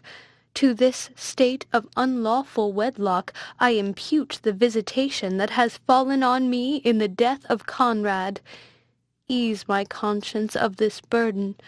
Dissolve our marriage, and accomplish the work of godliness which your divine exhortations have commenced in my soul." How cutting was the anguish which the good man felt when he perceived this turn in the wily prince! He trembled for Hippolyta, whose ruin he saw was determined, and he feared if Manfred had no hope of recovering Isabella, that his impatience for a son would direct him to some other object, who might not be equally proof against the temptation of Manfred's rank. For some time the holy man remained absorbed in thought. At length, conceiving some hopes from delay, he thought the wisest conduct would be to prevent the prince from despairing of recovering Isabella. Her the friar knew he could dispose, from her affection to Hippolyta, and from the aversion she had expressed to him for Manfred's addresses, to second his views, till the censures of the Church could be fulminated against a divorce. With this intention, as if struck with the prince's scruples, he at length said, "My lord, I have been pondering on what your highness has said, and if in truth it is delicacy of conscience that is the real motive of your repugnance to your virtuous lady, far be it from me to endeavour to harden your heart. The Church is an indulgent mother. Unfold your griefs to her. She alone can administer comfort to your soul, either by satisfying your conscience, or, upon examination of your scruples, by setting you at liberty, and indulging you in the lawful means of continuing your lineage. In the latter case, if the Lady Isabella can be brought to consent—" Manfred, who concluded that he had either overreached the good man, or that his first warmth had been but a tribute paid to appearance, was overjoyed at this sudden turn, and repeated the most magnificent promises, if he should succeed by the friar's mediation. The well-meaning priest suffered him to deceive himself, fully determined to traverse his views, instead of seconding them. "Since we now understand one another," resumed the prince, "I expect, father, that you satisfy me in one point. Who is the youth that I found in the vault? He must have been privy to Isabella's flight. Tell me truly, is he her lover, or is he an agent for another's passion? I have often suspected Isabella's indifference to my son. 1,000 circumstances crowd on my mind that confirm that suspicion. She herself was so conscious of it that while I discoursed her in the gallery, she outran my suspicions, and endeavoured to justify herself from coolness to Conrad." The friar, who knew nothing of the youth but what he had learned occasionally from the princess, ignorant what was become of him, and not sufficiently reflecting on the impetuosity of Manfred's temper, conceived that it might not be amiss to sow the seeds of jealousy in his mind. They might be turned to some use hereafter, either by prejudicing the prince against Isabella if he persisted in that union, or by diverting his attention to a wrong scent, and employing his thoughts on a visionary intrigue, prevent his engaging in any new pursuit. With this unhappy policy, he answered in a manner to confirm Manfred in the belief of some connection between Isabella and the youth.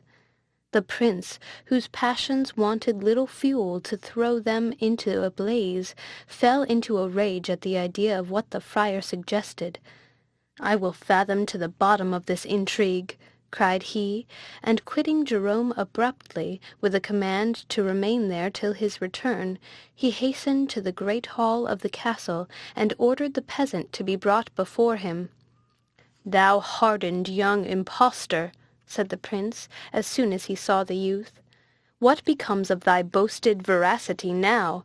It was Providence, was it, and the light of the moon, that discovered the lock of the trap-door to thee? Tell me, audacious boy, who thou art, and how long thou hast been acquainted with the princess, and take care to answer with less equivocation than thou didst last night, or tortures shall wring the truth from thee."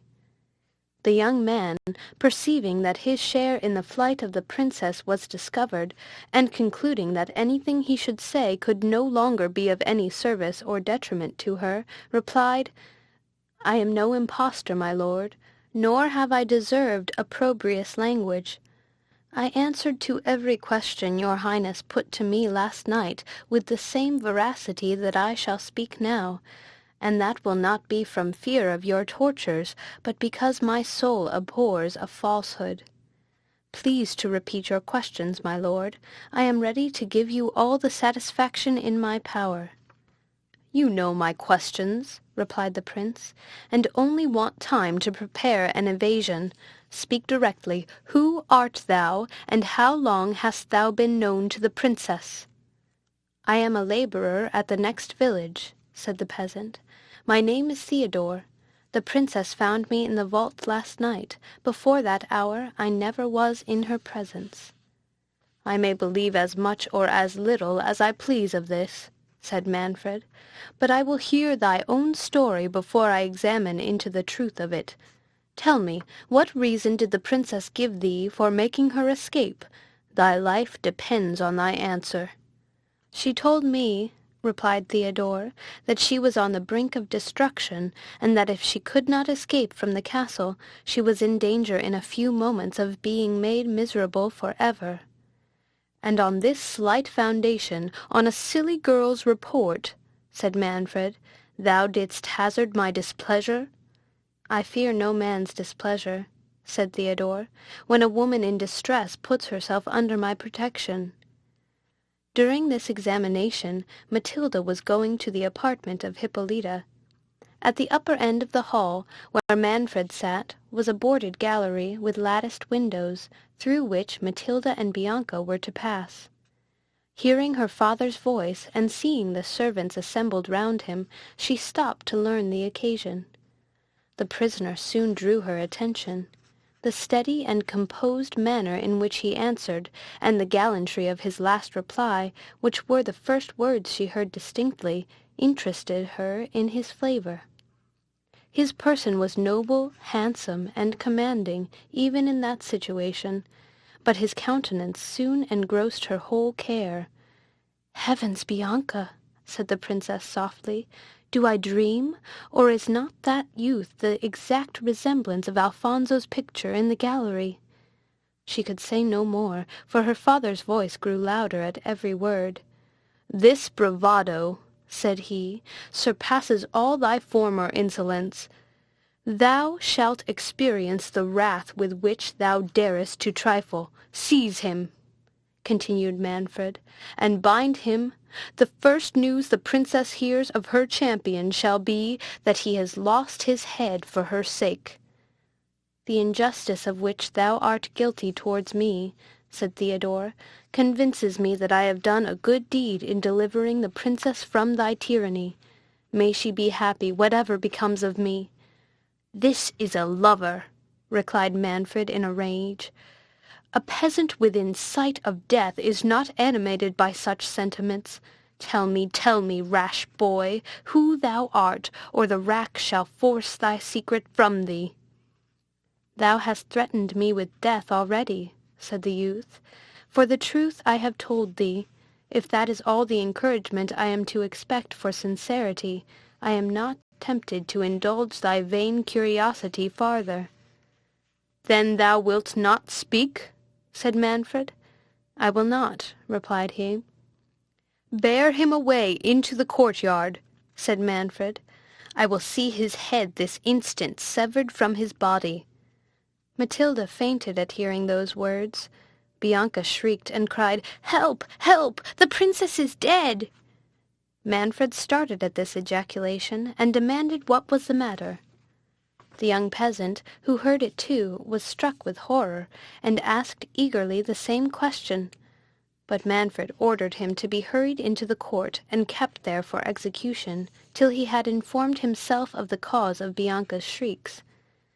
When he learned the meaning, he treated it as a womanish panic, and ordering Matilda to be carried to her apartment, he rushed into the court, and calling for one of his guards, bade Theodore kneel down and prepare to receive the fatal blow. The undaunted youth received the bitter sentence with a resignation that touched every heart but Manfred's. He wished earnestly to know the meaning of the words he had heard relating to the princess, but fearing to exasperate the tyrant more against her, he desisted. The only boon he deigned to ask was that he might be permitted to have a confessor, and make his peace with heaven. Manfred, who hoped by the confessor's means to come at the youth's history, readily granted his request, and being convinced that Father Jerome was now in his interest, he ordered him to be called and shrive the prisoner. The holy man, who had little foreseen the catastrophe that his imprudence occasioned, fell on his knees to the prince, and adjured him in the most solemn manner not to shed innocent blood. He accused himself in the bitterest terms for his indiscretion, endeavoured to disculpate the youth, and left no method untried to soften the tyrant's rage. Manfred, more incensed than appeased by Jerome's intercession, whose retraction now made him suspect he had been imposed upon by both, commanded the friar to do his duty, telling him he would not allow the prisoner many minutes for confession. "Nor do I ask many, my lord," said the unhappy young man. "My sins, thank heaven, have not been numerous, nor exceed what might be expected at my years. Dry your tears, good father, and let us despatch. This is a bad world, nor have I had cause to leave it with regret." "O wretched youth," said Jerome, "how canst thou bear the sight of me with patience? I am thy murderer. It is I have brought this dismal hour upon thee." "I forgive thee from my soul," said the youth, "as I hope heaven will pardon me. Hear my confession, father, and give me thy blessing." "How can I prepare thee for thy passage as I ought?" said Jerome. "Thou canst not be saved without pardoning thy foes, and canst thou forgive that impious man there?" "I can," said Theodore, "I do." "And does not this touch thee, cruel prince?" said the friar. "I sent for thee to confess him," said Manfred sternly, "not to plead for him. Thou didst first incense me against him. His blood be upon thy head." It will," said the good man, in an agony of sorrow. "Thou and I must never hope to go where this blessed youth is going." "Despatch," said Manfred. "I am no more to be moved by the whining of priests than by the shrieks of women." "What?" said the youth. "Is it possible that my fate could have occasioned what I heard? Is the princess then again in thy power?" "Thou dost but remember me of my wrath," said Manfred. "Prepare thee, for this moment is thy last." The youth, who felt his indignation rise, and who was touched with the sorrow which he saw he had infused into all the spectators, as well as into the friar, suppressed his emotions, and putting off his doublet, and unbuttoning his collar, knelt down to his prayers. As he stooped, his shirt slipped down below his shoulder, and discovered the mark of a bloody arrow. "Gracious heaven!" cried the holy man, starting. "What do I see? It is my child, my Theodore!" The passions that ensued must be conceived, they cannot be painted. The tears of the assistants were suspended by wonder rather than stopped by joy. They seemed to inquire in the eyes of their lord what they ought to feel.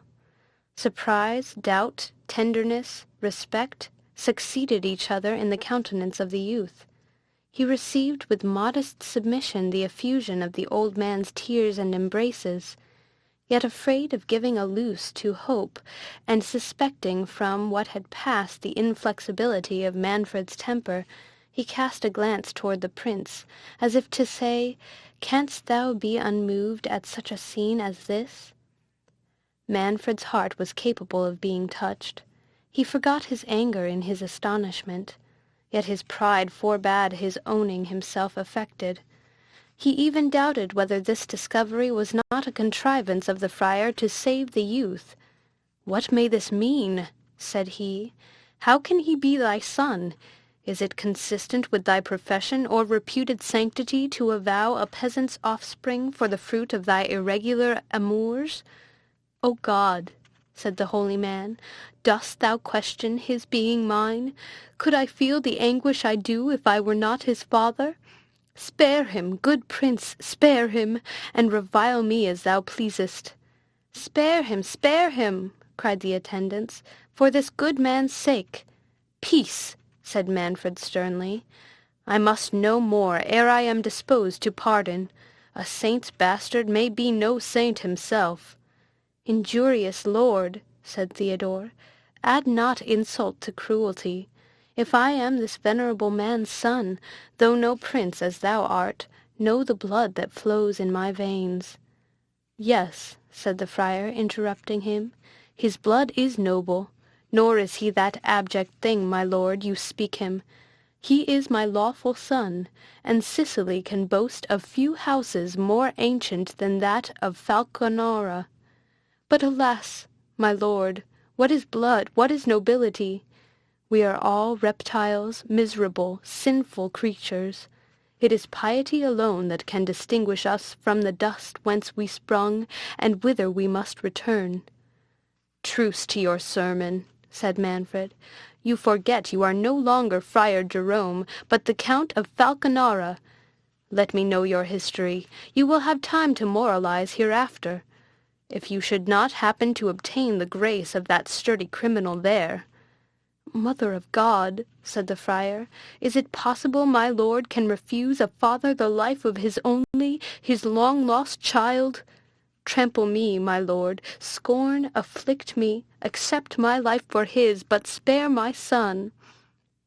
"Thou canst feel, then," said Manfred, "what it is to lose an only son. A little hour ago thou didst preach up resignation to me. My house, if fate so pleased, must perish, but the Count of Falconara—" "Alas, my lord," said Jerome, "I confess I have offended, but aggravate not an old man's sufferings. I boast not of my family, nor think of such vanities. It is nature that pleads for this boy. It is the memory of the dear woman that bore him. Is she, Theodore? Is she dead?" "Her soul has long been with the blessed," said Theodore. "Oh, how?" cried Jerome. "Tell me. No, she is happy. Thou art all my care now. Most dread lord, will you grant me my poor boy's life?" "Return to thy convent," answered Manfred. "Conduct the princess hither. Obey me in what else thou knowest, and I promise thee the life of thy son." "Oh, my lord," said Jerome, "is my honesty the price I must pay for this dear youth's safety?" "For me," cried Theodore, "let me die 1,000 deaths rather than stain thy conscience. What is it the tyrant would exact of thee? Is the princess still safe from his power? Protect her, thou venerable old man, and let all the weight of his wrath fall on me." Jerome endeavoured to check the impetuosity of the youth, and ere Manfred could reply, the trampling of horses was heard, and a brazen trumpet, which hung without the gate of the castle, was suddenly sounded. At the same instant the sable plumes on the enchanted helmet, which still remained at the other end of the court, were tempestuously agitated, and nodded thrice, as if bowed by some invisible wearer. End of chapter. Chapter 3. Manfred's heart misgave him when he beheld the plumage on the miraculous casque shaken in concert with the sounding of the brazen trumpet. "Father," said he to Jerome, whom he now ceased to treat as Count of Falconara, "what mean these portents?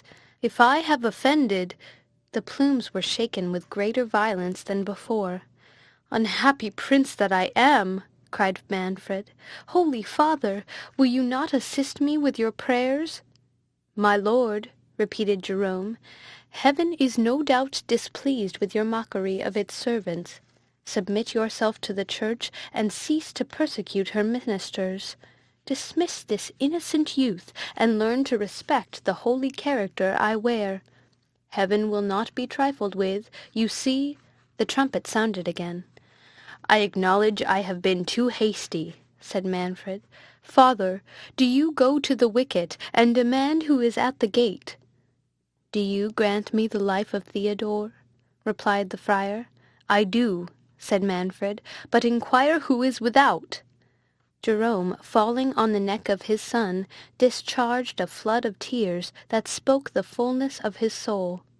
"You promised to go to the gate," said Manfred. "I thought," replied the friar, "your highness would excuse my thanking you first in this tribute of my heart."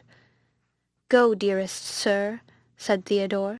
"Obey the prince. I do not deserve that you should delay his satisfaction for me." Jerome, inquiring who was without, was answered, "A herald." "From whom?" said he. "From the knight of the gigantic sabre," said the herald, "and I must speak with the usurper of Otranto." Jerome returned to the prince, and did not fail to repeat the message in the very words it had been uttered.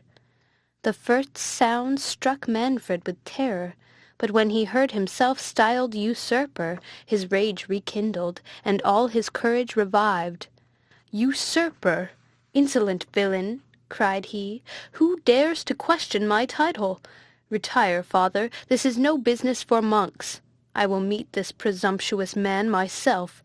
Go to your convent and prepare the princess's return. Your son shall be a hostage for your fidelity. His life depends on your obedience." "Good heaven, my lord!" cried Jerome. "Your highness did but this instant freely pardon my child. Have you so soon forgot the interposition of heaven?" "Heaven," replied Manfred, "does not send heralds to question the title of a lawful prince. I doubt whether it even notifies its will through friars, but that is your affair, not mine. At present you know my pleasure, and it is not a saucy herald that shall save your son if you do not return with the princess." It was in vain for the holy man to reply.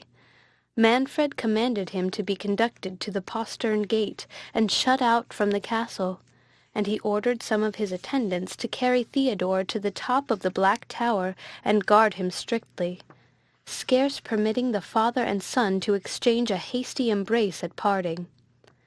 He then withdrew to the hall, and seating himself in princely state, ordered the herald to be admitted to his presence. "Well, thou insolent," said the prince, "what wouldst thou with me?" "I come," replied he, "to thee, Manfred, usurper of the principality of Otranto, from the renowned and invincible knight, the knight of the gigantic sabre, in the name of his lord Frederick, Marquis of Vicenza.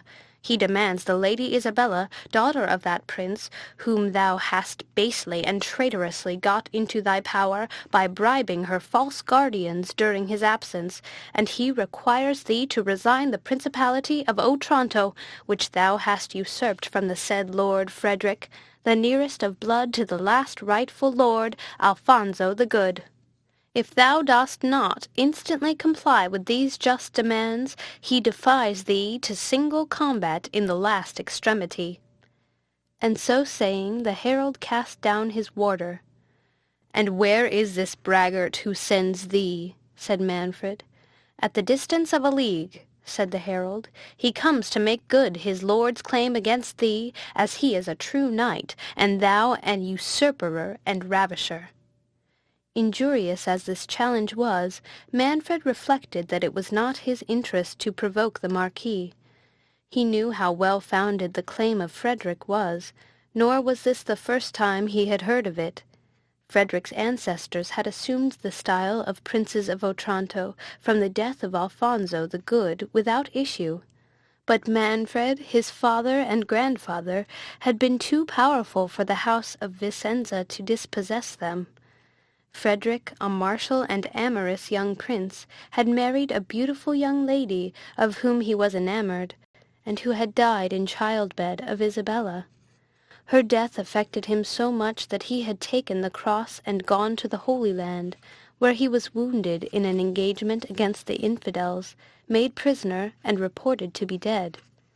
When the news reached Manfred's ears, he bribed the guardians of the Lady Isabella to deliver her up to him as a bride for his son Conrad, by which alliance he had proposed to unite the claims of the two houses. This motive, on Conrad's death, had cooperated to make him so suddenly resolve on espousing her himself, and the same reflection determined him now to endeavour at obtaining the consent of Frederick to this marriage. A like policy inspired him with the thought of inviting Frederick's champion into the castle, lest he should be informed of Isabella's flight, which he strictly enjoined his domestics not to disclose to any of the knight's retinue. "Herald," said Manfred, as soon as he had digested these reflections, "return to thy master, and tell him, ere we liquidate our differences by the sword, Manfred would hold some converse with him. Bid him welcome to my castle, where by my faith, as I am a true knight, he shall have courteous reception and full security for himself and followers. If we cannot adjust our quarrel by amicable means, I swear he shall depart in safety, and shall have full satisfaction according to the laws of arms. So help me God and his Holy Trinity." The herald made 3 obeisances and retired. During this interview Jerome's mind was agitated by 1,000 contrary passions. He trembled for the life of his son, and his first thought was to persuade Isabella to return to the castle. Yet he was scarce less alarmed at the thought of her union with Manfred. He dreaded Hippolyta's unbounded submission to the will of her lord, and though he did not doubt but he could alarm her piety not to consent to a divorce, if he could get access to her, yet should Manfred discover that the obstruction came from him, it might be equally fatal to Theodore. He was impatient to know whence came the herald, who with so little management had questioned the title of Manfred, yet he did not dare absent himself from the convent, lest Isabella should leave it, and her flight be imputed to him. He returned disconsolately to the monastery, uncertain on what conduct to resolve. A monk, who met him in the porch and observed his melancholy air, said, "Alas, brother, is it then true that we have lost our excellent Princess Hippolyta?" The holy man started, and cried, "What meanest thou, brother?" "I come this instant from the castle, and left her in perfect health." "Martelli," replied the other friar, "passed by the convent but a quarter of an hour ago on his way from the castle, and reported that her highness was dead. All our brethren are gone to the chapel to pray for her happy transit to a better life, and willed me to wait thy arrival. They know thy holy attachment to that good lady, and are anxious for the affliction it will cause in thee. Indeed, we have all reason to weep. She was a mother to our house. But this life is but a pilgrimage. We must not murmur. We shall all follow her. May our end be like hers." "Good brother, thou dreamest," said Jerome. "I tell thee I come from the castle, and left the princess well. Where is the Lady Isabella?" "Poor gentlewoman," replied the friar, "I told her the sad news, and offered her spiritual comfort. I reminded her of the transitory condition of mortality, and advised her to take the veil. I quoted the example of the holy Princess Sanchia of Aragon." "Thy zeal was laudable," said Jerome impatiently, "but at present it was unnecessary. Hippolyta is well. At least I trust in the Lord she is. I heard nothing to the contrary.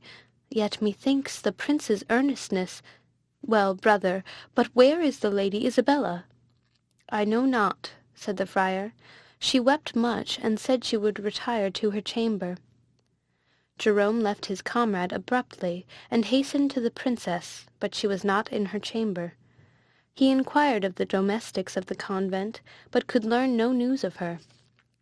He searched in vain throughout the monastery and the church, and despatched messengers round the neighbourhood to get intelligence if she had been seen, but to no purpose. Nothing could equal the good man's perplexity. He judged that Isabella, suspecting Manfred of having precipitated his wife's death, had taken the alarm and withdrawn herself to some more secret place of concealment. This new flight would probably carry the prince's fury to the height. The report of Hippolyta's death, though it seemed almost incredible, increased his consternation, and though Isabella's escape bespoke her aversion of Manfred for a husband, Jerome could feel no comfort from it while it endangered the life of his son. He determined to return to the castle, and made several of his brethren accompany him to attest his innocence to Manfred, and, if necessary, join their intercession with his for Theodore. The prince, in the meantime, had passed into the court, and ordered the gates of the castle to be flung open for the reception of the stranger knight and his train. In a few minutes the cavalcade arrived. First came 2 harbingers with wands, next a herald, followed by 2 pages and 2 trumpets, then 100 foot-guards. These were attended by as many horse.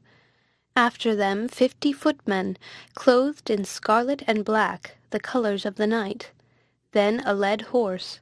2 heralds on each side of a gentleman on horseback, bearing a banner with the arms of Vicenza and Otranto quarterly, a circumstance that much offended Manfred, but he stifled his resentment. 2 more pages. The knight's confessor telling his beads. 50 more footmen clad as before.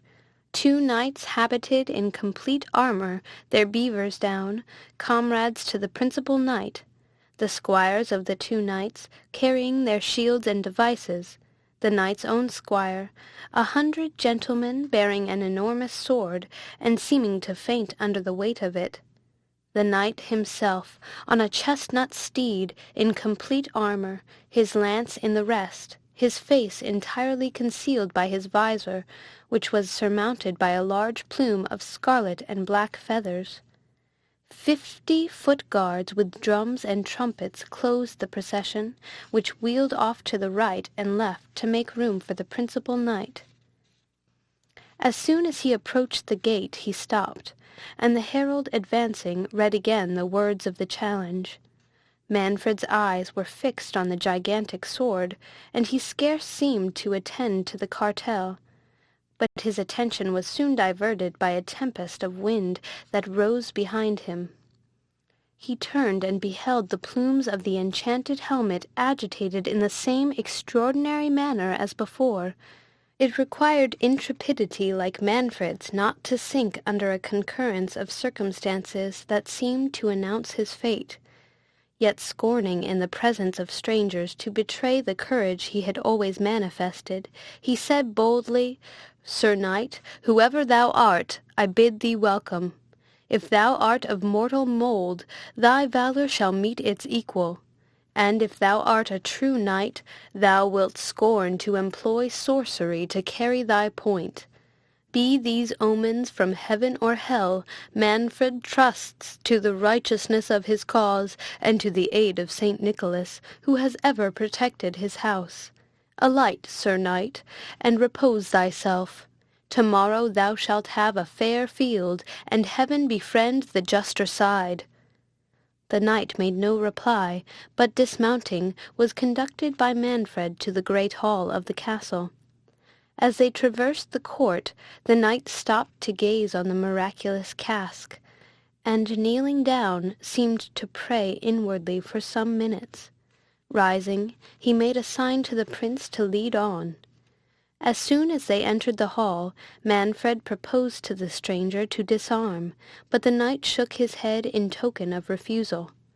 "Sir knight," said Manfred, "this is not courteous, but by my good faith I will not cross thee, nor shalt thou have cause to complain of the Prince of Otranto. No treachery is designed on my part, I hope none is intended on thine.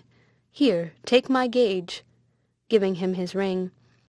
"Your friends and you shall enjoy the laws of hospitality. Rest here until refreshments are brought. I will but give orders for the accommodation of your train, and return to you." The 3 knights bowed as accepting his courtesy. Manfred directed the stranger's retinue to be conducted to an adjacent hospital, founded by the Princess Hippolyta for the reception of pilgrims. As they made the circuit of the court to return towards the gate, the gigantic sword burst from the supporters, and falling to the ground opposite to the helmet, remained immovable.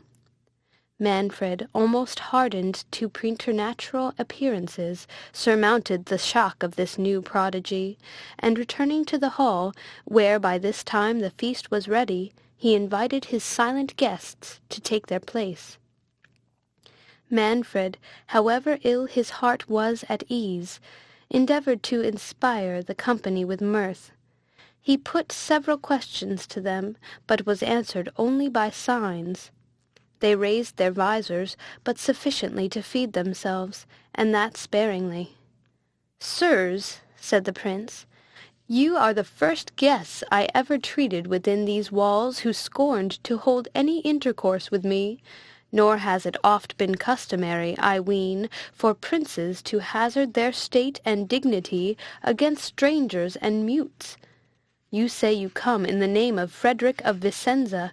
I have ever heard that he was a gallant and courteous knight, nor would he, I am bold to say, think it beneath him to mix in social converse with a prince that is his equal, and not unknown by deeds in arms. Still ye are silent. Well, be it as it may. By the laws of hospitality and chivalry ye are masters under this roof. Ye shall do your pleasure. But come, give me a goblet of wine. Ye will not refuse to pledge me to the healths of your fair mistresses." The principal knight sighed and crossed himself, and was rising from the board. "Sir knight," said Manfred, "what I said was but in sport. I shall constrain you in nothing. Use your good liking. Since mirth is not your mood, let us be sad. Business may hit your fancies better. Let us withdraw and hear if what I have to unfold may be better relished than the vain efforts I have made for your pastime." Manfred, then conducting the 3 knights into an inner chamber, shut the door, and inviting them to be seated, began thus, addressing himself to the chief personage. "You come, Sir Knight, as I understand, in the name of the Marquis of Vicenza, to redemand the Lady Isabella, his daughter, who has been contracted in the face of Holy Church to my son by the consent of her legal guardians, and to require me to resign my dominions to your lord, who gives himself for the nearest of blood to Prince Alfonso, whose soul God rest. I shall speak to the latter article of your demands first.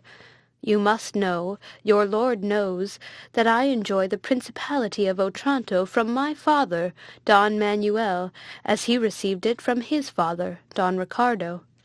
Alfonso, their predecessor, dying childless in the Holy Land, bequeathed his estates to my grandfather, Don Ricardo, in consideration of his faithful services." The stranger shook his head. "Sir Knight," said Manfred warmly, "Ricardo was a valiant and upright man. He was a pious man. Witness his munificent foundation of the adjoining church and 2 converts. He was particularly patronized by St. Nicholas. My grandfather was incapable— I say, Sir Don Ricardo was incapable— excuse me, your interruption has disordered me. I venerate the memory of my grandfather. Well, sirs, he held this estate. He held it by his good sword and by the favour of St. Nicholas. So did my father. And so, sirs, will I, come what come will. but Frederick, your lord, is nearest in blood. I have consented to put my title to the issue of the sword. Does that imply a vicious title? I might have asked, where is Frederick your lord? Report speaks him dead in captivity. You say, your actions say, he lives. I question it not. I might, sirs, I might, but I do not. Other princes would bid Frederick take his inheritance by force if he can. They would not stake their dignity on a single combat. They would not submit it to the decision of unknown mutes. Pardon me, gentlemen, I am too warm. But suppose yourselves in my situation. As ye are stout knights, would it not move your choler to have your own and the honour of your ancestors called in question? But to the point. Ye require me to deliver up the Lady Isabella. Sirs, I might ask if ye are authorized to receive her. The knight nodded. Receive her, continued Manfred. Well, you are authorized to receive her, but, gentle knight, may I ask if you have full powers? The knight nodded. "'Tis well," said Manfred.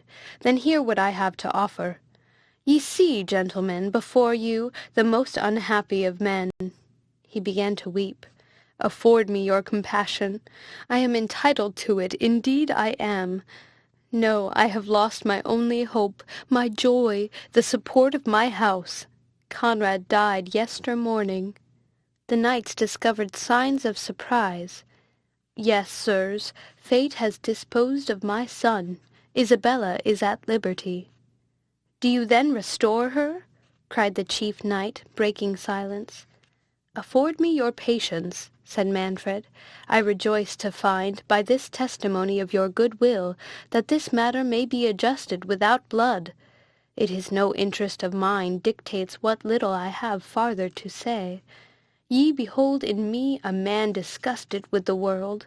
The loss of my son has weaned me from earthly cares. Power and greatness have no longer any charms in my eyes. I wished to transmit the sceptre I had received from my ancestors with honor to my son, but that is over. Life itself is so indifferent to me that I accepted your defiance with joy. A good knight cannot go to the grave with more satisfaction than when falling in his vocation. Whatever is the will of heaven, I submit. For alas, sirs, I am a man of many sorrows. Manfred is no object of envy, but no doubt you are acquainted with my story." The knight made signs of ignorance, and seemed curious to have Manfred proceed. "Is it possible, sirs," continued the prince, "that my story should be a secret to you? Have you heard nothing relating to me and the Princess Hippolyta?" They shook their heads. "No! Thus, then, sirs, it is. You think me ambitious. Ambition, alas, is composed of more rugged materials. If I were ambitious, I should not for so many years have been a prey to all the hell of conscientious scruples. But I weary your patience. I will be brief. Know, then, that I have long been troubled in mind on my union with the Princess Hippolyta. O sirs, if ye were acquainted with that excellent woman, if ye knew that I adore her like a mistress and cherish her as a friend, but man was not born for perfect happiness. She shares my scruples, and with her consent I have brought this matter before the Church, for we are related within the forbidden degrees. I expect every hour the definitive sentence that must separate us for ever. I am sure you feel for me. I see you do. Pardon these tears." The knights gazed on each other, wondering where this would end. Manfred continued. "The death of my son betiding while my soul was under this anxiety, I thought of nothing but resigning my dominions and retiring for ever from the sight of mankind. My only difficulty was to fix on a successor, who would be tender of my people, and to dispose of the Lady Isabella, who is dear to me as my own blood. I was willing to restore the line of Alfonso, even in his most distant kindred, And though, pardon me, I am satisfied it was his will that Ricardo's lineage should take place of his own relations, yet where was I to search for those relations? I knew of none but Frederick, your lord. He was a captive to the infidels or dead. And were he living and at home, would he quit the flourishing state of Vicenza for the inconsiderable principality of Otranto? If he would not, could I bear the thought of seeing a hard, unfeeling viceroy set over my poor faithful people? For, sirs, I love my people, and thank heaven am beloved by them. But ye will ask whither tends this long discourse. Briefly, then, thus, sirs, Heaven in your arrival seems to point out a remedy for these difficulties and my misfortunes. The Lady Isabella is at liberty. I shall soon be so. I would submit to anything for the good of my people, were it not the best, the only way to extinguish the feuds between our families, if I was to take the Lady Isabella to wife. You start. But though Hippolyta's virtues will ever be dear to me, a prince must not consider himself. He is born for his people. A servant at that instant entering the chamber apprised Manfred that Jerome and several of his brethren demanded immediate access to him. The prince, provoked at this interruption, and fearing that the friar would discover to the strangers that Isabella had taken sanctuary, was going to forbid Jerome's entrance. But recollecting that he was certainly arrived to notify the princess's return, Manfred began to excuse himself to the knights for leaving them for a few moments, but was prevented by the arrival of the friars. Manfred angrily reprimanded them for their intrusion, and would have forced them back from the chamber, but Jerome was too much agitated to be repulsed. He declared aloud the flight of Isabella, with protestations of his own innocence.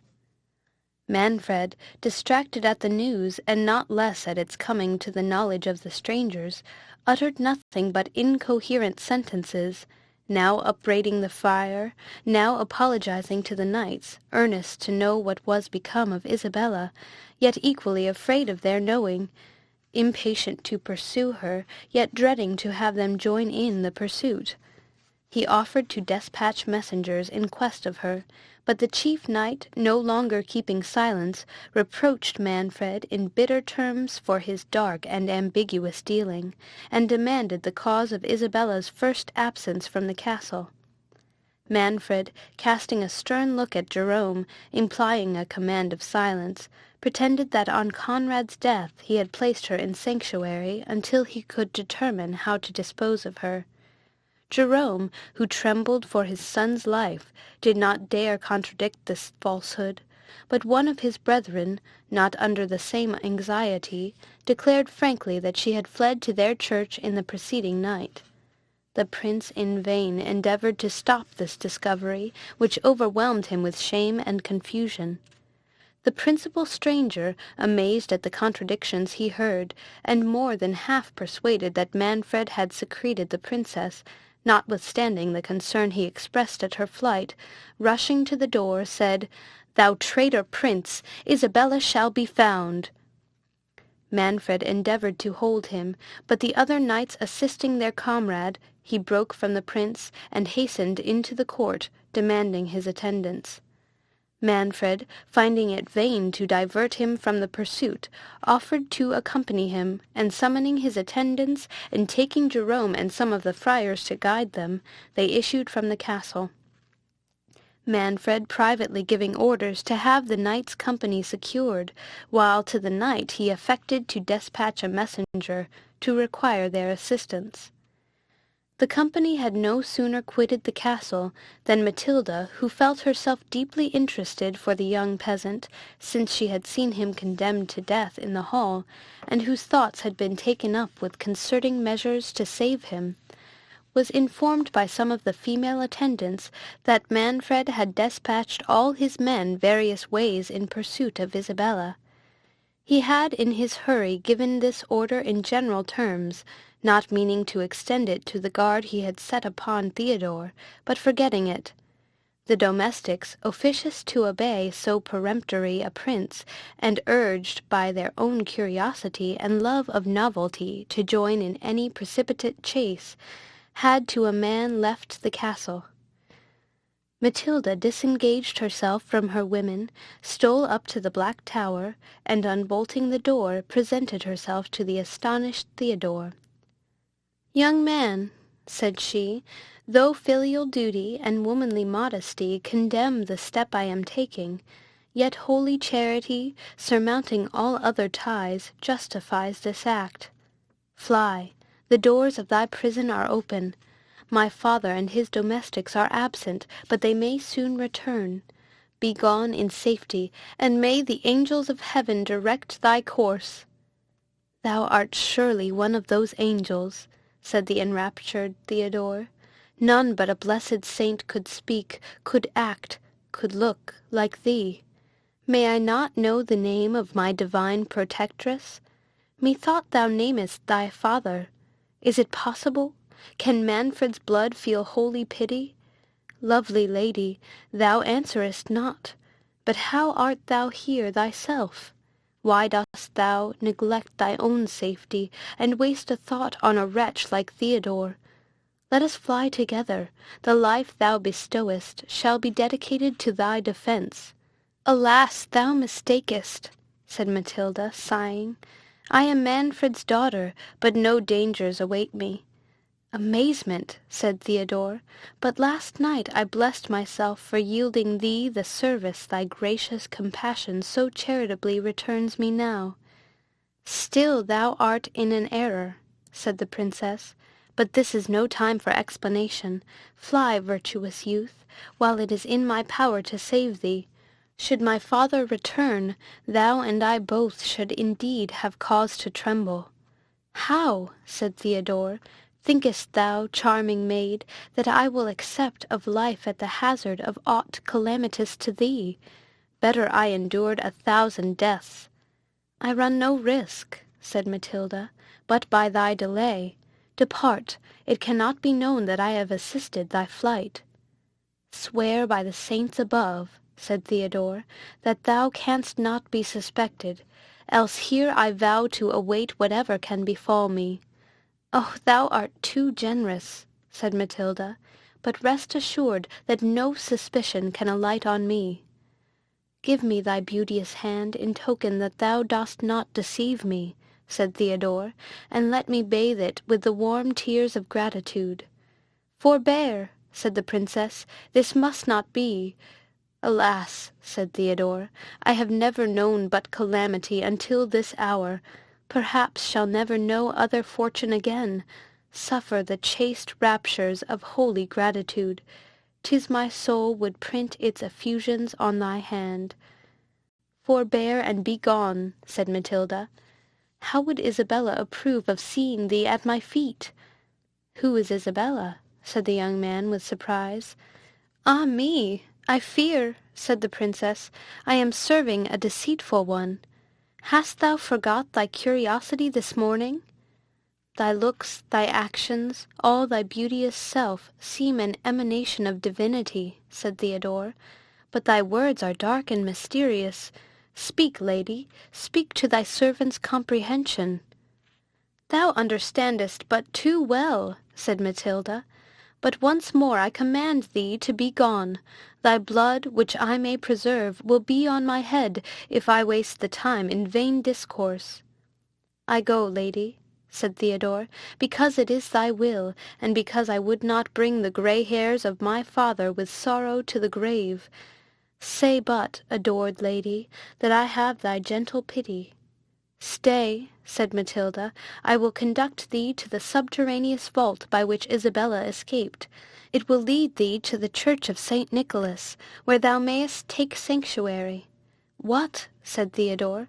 "Was it another, and not thy lovely self, that I assisted to find the subterraneous passage?" "It was," said Matilda, "but ask no more. I tremble to see thee still abide here. Fly to the sanctuary."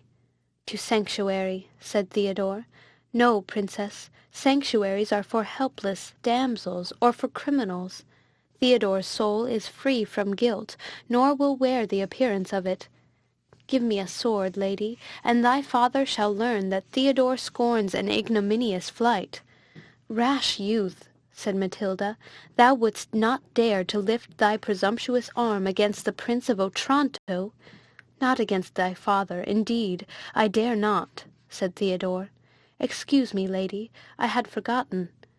But could I gaze on thee, and remember thou art sprung from the tyrant Manfred, but he is thy father, and from this moment my injuries are buried in oblivion. A deep and hollow groan, which seemed to come from above, startled the princess and Theodore. "Good heaven, we are overheard," said the princess. They listened, but perceiving no further noise, they both concluded it the effect of pent-up vapours. And the princess, preceding Theodore softly, carried him to her father's armoury, where, equipping him with a complete suit, he was conducted by Matilda to the postern gate. "Avoid the town," said the princess, "and all the western side of the castle. 'Tis there the search must be making by Manfred and the strangers. But hie thee to the opposite quarter. Yonder behind the forest to the east is a chain of rocks, hollowed into a labyrinth of caverns that reach to the sea-coast. There thou mayest lie concealed, till thou canst make signs to some vessel to put on shore and take thee off. Go! Heaven be thy guide, and sometimes in thy prayers remember Matilda." Theodore flung himself at her feet, and seizing her lily hand, which with struggles she suffered him to kiss, he vowed on the earliest opportunity to get himself knighted, and fervently entreated her permission to swear himself eternally her knight. Ere the princess could reply, a clap of thunder was suddenly heard that shook the battlements. Theodore, regardless of the tempest, would have urged his suit, but the princess, dismayed, retreated hastily into the castle, and commanded the youth to be gone with an air that would not be disobeyed. He sighed and retired, but with eyes fixed on the gate, until Matilda, closing it, put an end to an interview, in which the hearts of both had drunk so deeply of a passion which both now tasted for the first time. Theodore went pensively to the convent to acquaint his father with his deliverance. There he learned the absence of Jerome, and the pursuit that was making after the lady Isabella, with some particulars of whose story he now first became acquainted. The generous gallantry of his nature prompted him to wish to assist her, but the monks could lend him no lights to guess at the route she had taken. He was not tempted to wander far in search of her, for the idea of Matilda had imprinted itself so strongly on his heart that he could not bear to absent himself at much distance from her abode. The tenderness Jerome had expressed for him concurred to confirm this reluctance, and he even persuaded himself that filial affection was the chief cause of his hovering between the castle and monastery. Until Jerome should return at night, Theodore at length determined to repair to the forest that Matilda had pointed out to him. Arriving there, he sought the gloomiest shades, as best suited to the pleasing melancholy that reigned in his mind. In this mood he roved insensibly to the caves which had formerly served as a retreat to hermits, and were now reported round the country to be haunted by evil spirits. He recollected to have heard this tradition, and being of a brave and adventurous disposition, he willingly indulged his curiosity in exploring the secret recesses of this labyrinth. He had not penetrated far before he thought he heard the steps of some person who seemed to retreat before him.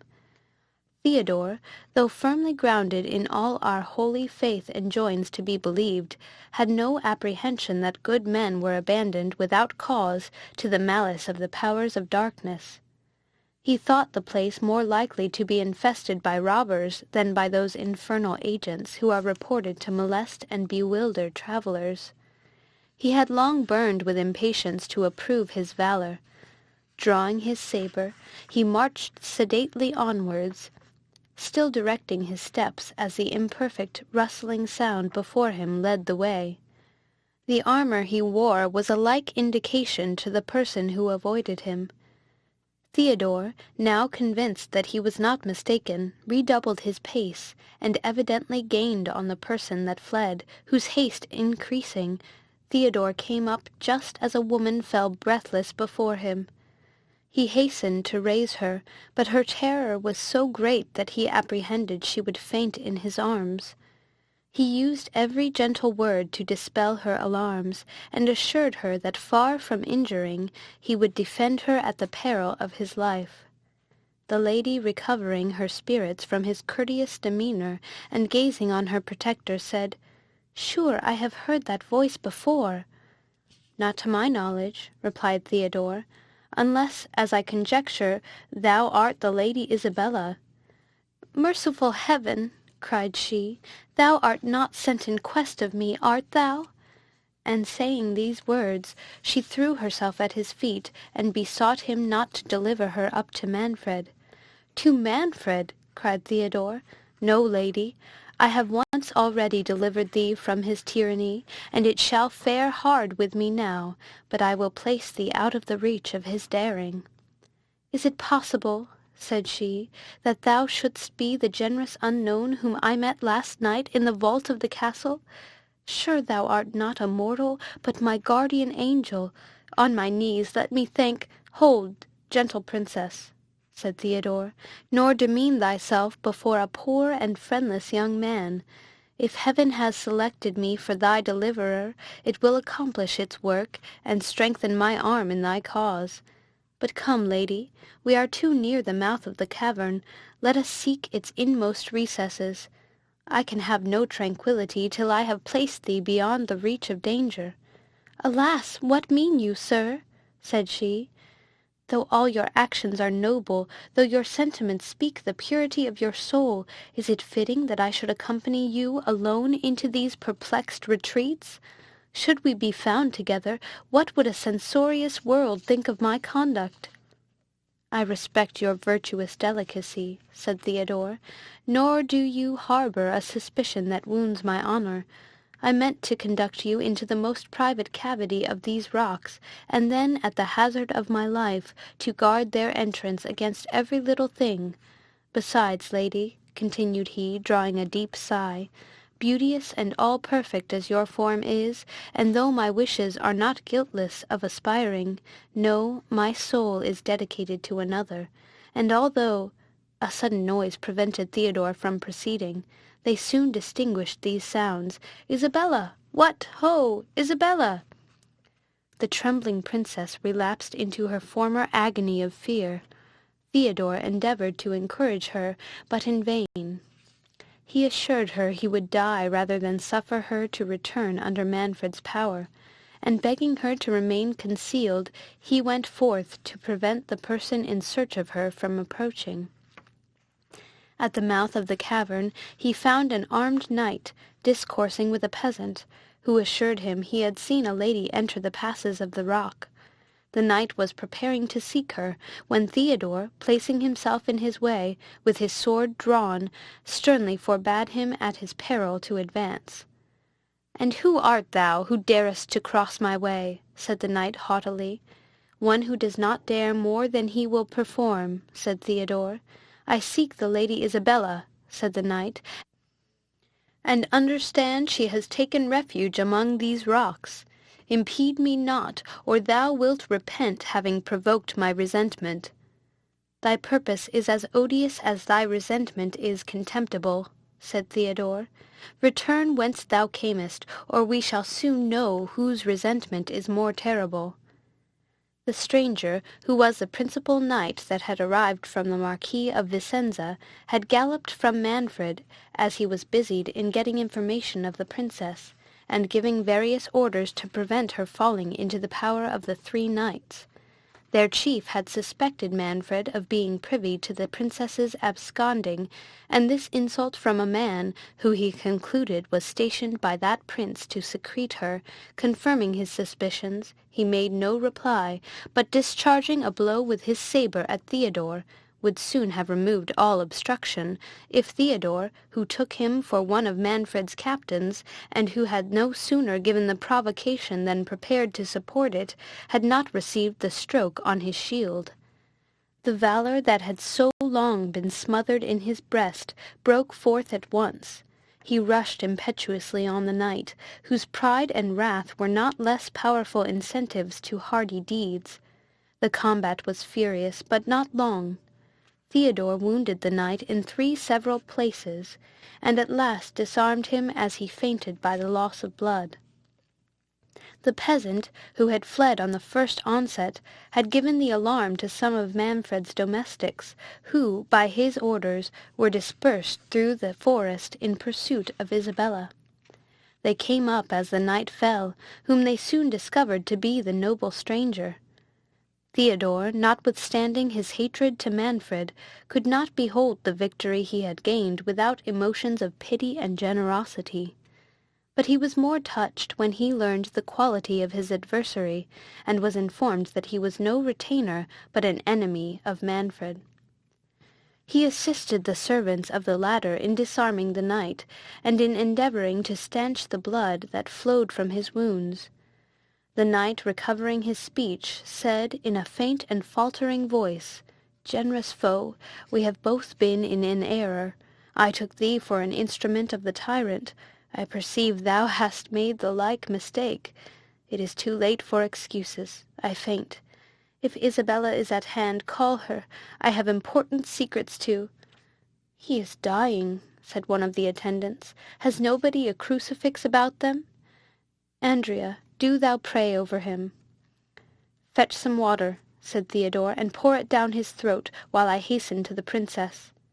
Saying this, he flew to Isabella, and in few words told her modestly that he had been so unfortunate by mistake as to wound a gentleman from her father's court, who wished, ere he died, to impart something of consequence to her. The princess, who had been transported at hearing the voice of Theodore, as he called to her to come forth, was astonished at what she heard. Suffering herself to be conducted by Theodore, the new proof of whose valour recalled her dispersed spirits, she came where the bleeding knight lay speechless on the ground. But her fears returned when she beheld the domestics of Manfred. She would again have fled, if Theodore had not made her observe that they were unarmed, and had not threatened them with instant death if they should dare to seize the princess. The stranger, opening his eyes and beholding a woman, said, "Art thou, pray tell me truly, art thou Isabella of Vicenza?" "I am," said she. "Good heavens restore thee!" Then thou, said the knight, struggling for utterance, "seest thy father. Give me one—" "Oh, amazement! Horror! What do I hear? What do I see?" cried Isabella. "My father! You my father? How came you here, sir? For heaven's sake speak! Oh, run for help, or he will expire!" "'Tis most true," said the wounded knight, exerting all his force. "I am Frederick thy father. Yes, I came to deliver thee. It will not be. Give me a parting kiss, and take—" "Sir," said Theodore, "do not exhaust yourself. Suffer us to convey you to the castle." "To the castle?" said Isabella. "Is there no help nearer than the castle? Would you expose my father to the tyrant? If he goes thither, I dare not accompany him, and yet can I leave him?" "My child," said Frederick, "it matters not for me whither I am carried. A few minutes will place me beyond danger. But while I have eyes to dote on thee, forsake me not, dear Isabella. This brave knight, I know not who he is, will protect thy innocence. Sir, you will not abandon my child, will you?" Theodore, shedding tears over his victim, and vowing to guard the princess at the expense of his life, persuaded Frederick to suffer himself to be conducted to the castle. They placed him on a horse belonging to one of the domestics. After binding up his wounds as well as they were able, Theodore marched by his side, and the afflicted Isabella, who could not bear to quit him, followed mournfully behind. End of chapter. Chapter 4. The sorrowful troop no sooner arrived at the castle than they were met by Hippolyta and Matilda, whom Isabella had sent one of the domestics before to advertise of their approach. The ladies, causing Frederick to be conveyed into the nearest chamber, retired, while the surgeons examined his wounds. Matilda blushed at seeing Theodore and Isabel together, but endeavoured to conceal it by embracing the latter, and condoling with her on her father's mischance. The surgeons soon came to acquaint Hippolyta that none of the Marquis's wounds were dangerous, and that he was desirous of seeing his daughter and the princesses. Theodore, under pretence of expressing his joy at being freed from his apprehensions of the combat being fateful to Frederick, could not resist the impulse of following Matilda. Her eyes were so often cast down on meeting his, that Isabella, who regarded Theodore as attentively as he gazed on Matilda, soon divined who the object was that he had told her in the cave engaged his affections. While this mute scene passed, Hippolyta demanded of Frederick the cause of his having taken that mysterious course for reclaiming his daughter, and threw in various apologies to excuse her lord for the match contracted between their children. Frederick, however, incensed against Manfred, was not insensible to the courtesy and benevolence of Hippolyta, but he was still more struck with the lovely form of Matilda. Wishing to detain them by his bedside, he informed Hippolyta of his story. He told her that, while prisoner to the infidels, he had dreamed that his daughter, of whom he had learned no news since his captivity, was detained in a castle, where she was in danger of the most dreadful misfortunes, and that if he obtained his liberty and repaired to a wood near Joppa, he would learn more. Alarmed at this dream, and incapable of obeying the direction given by it, his chains became more grievous than ever. But while his thoughts were occupied on the means of obtaining his liberty, he received the agreeable news that the confederate princes who were warring in Palestine had paid his ransom. He instantly set out for the wood that had been marked in his dream. For 3 days he and his attendants had wandered in the forest without seeing a human form, but on the evening of the 3rd they came to a cell, in which they found a venerable hermit in the agonies of death. Applying rich cordials, they brought the fainting man to his speech. "My sons," said he, "I am bounden to your charity, but it is in vain. I am going to my eternal rest, yet I die with the satisfaction of performing the will of heaven. When first I repaired to this solitude, after seeing my country become a prey to unbelievers, it is, alas, above 50 years since I was witness to that dreadful scene. St. Nicholas appeared to me, and revealed a secret, which he bade me never disclose to mortal man but on my deathbed. This is that tremendous hour, and ye are no doubt the chosen warriors to whom I was ordered to reveal my trust. As soon as ye have done the last offices to this wretched corpse, dig under the 7th tree on the left hand of this poor cave, and your pains will, oh, good heaven, receive my soul." With those words the devout man breathed his last. "By break of day," continued Frederick, "when we had committed the holy relics to earth, we dug according to direction.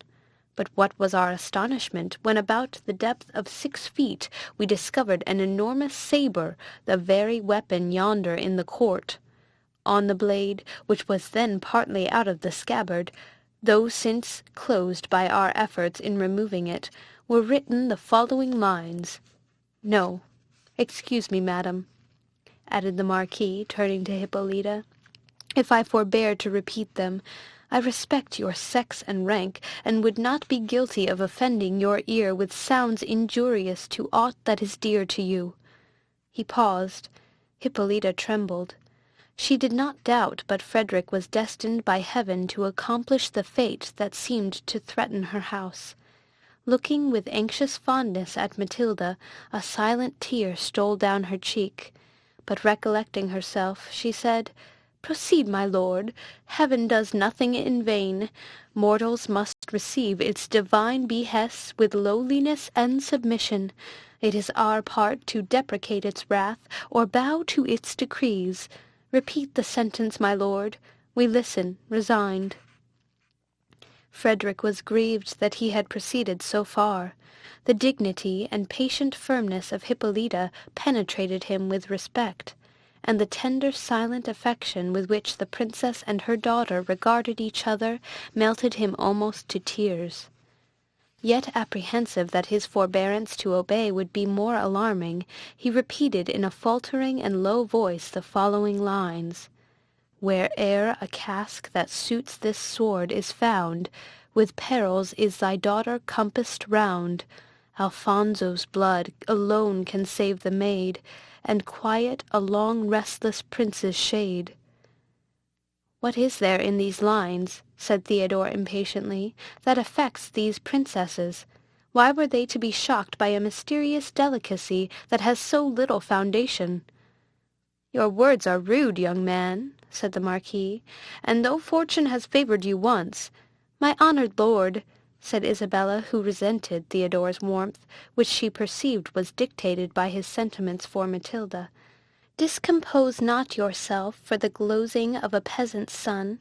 He forgets the reverence he owes you, but he is not accustomed—" Hippolyta, concerned at the heat that had arisen, checked Theodore for his boldness, but with an air acknowledging his zeal, and changing the conversation, demanded of Frederick where he had left her lord.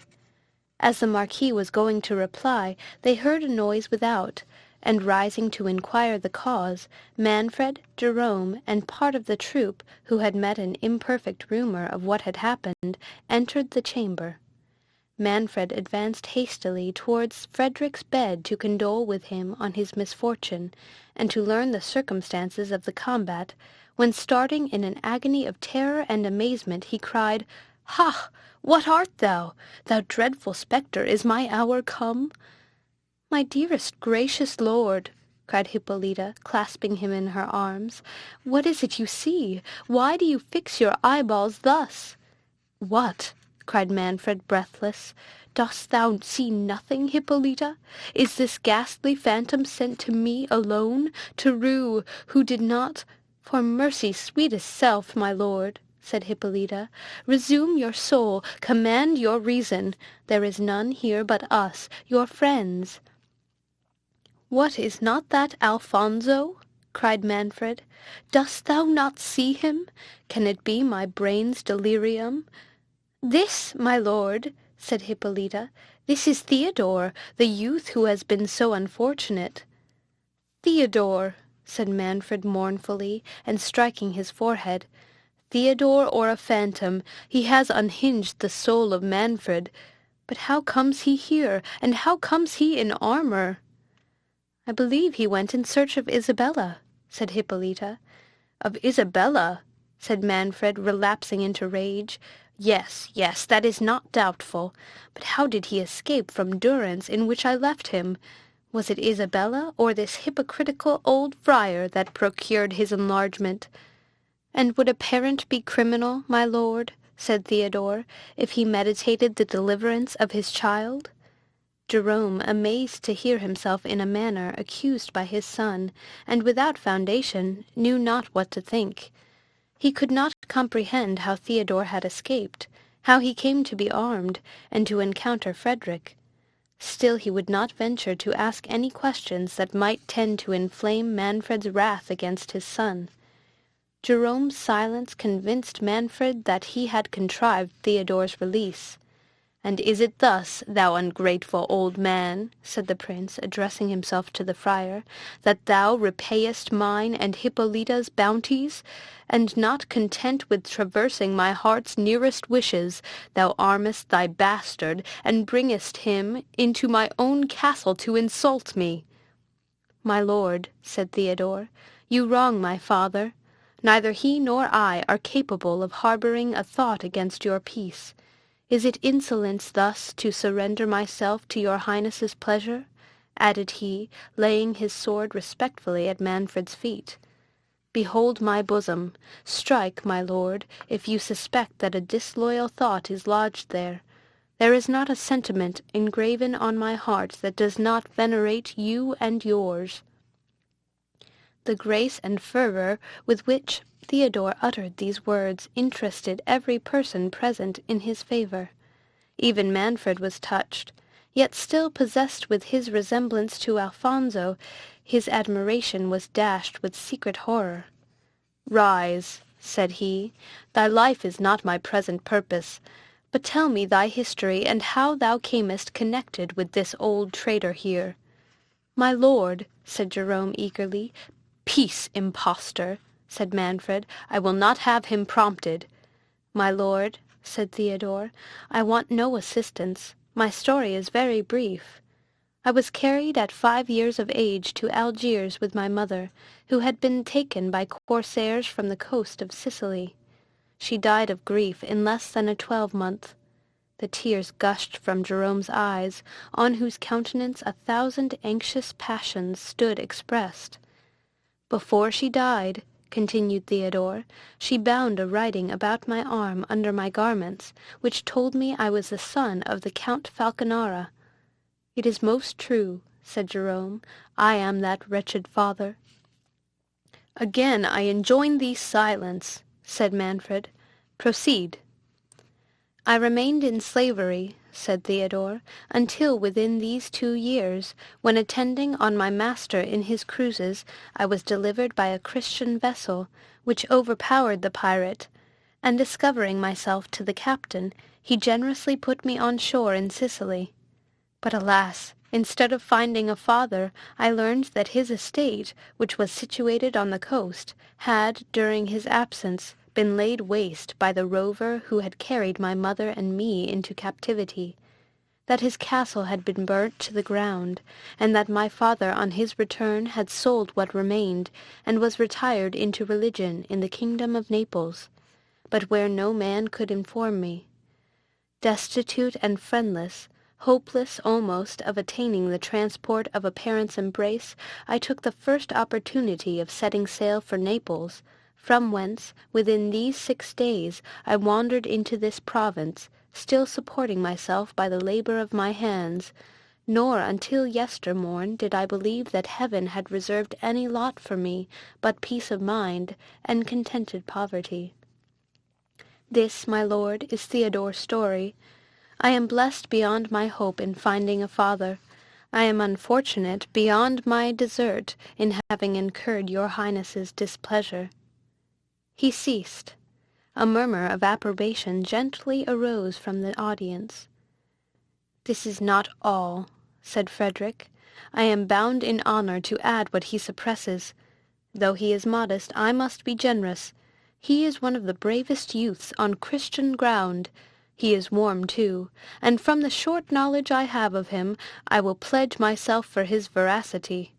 If what he reports of himself were not true, he would not utter it.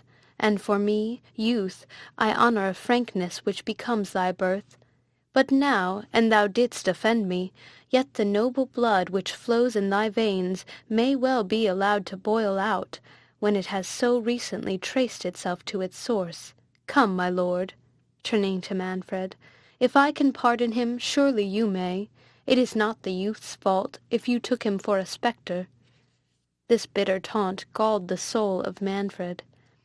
"If beings from another world," replied he haughtily, "have power to impress my mind with awe, it is more than living man can do, nor could a stripling's arm." "My lord," interrupted Hippolyta, "your guest has occasion for repose. Shall we not leave him to his rest?" Saying this, and taking Manfred by the hand, she took leave of Frederick, and led the company forth. The prince, not sorry to quit a conversation which recalled to mind the discovery he had made of his most secret sensations, suffered himself to be conducted to his own apartment, after permitting Theodore, though under engagement to return to the castle on the morrow, a condition the young man gladly accepted, to retire with his father to the convent. Matilda and Isabella were too much occupied with their own reflections, and too little content with each other, to wish for farther converse that night. They separated each to her chamber, with more expressions of ceremony and fewer of affection thou had passed between them since their childhood. If they parted with small cordiality, they did but meet with greater impatience as soon as the sun was risen. Their minds were in a situation that excluded sleep, and each recollected 1,000 questions which she wished she had put to the other overnight. Matilda reflected that Isabella had been twice delivered by Theodore in very critical situations, which she could not believe accidental.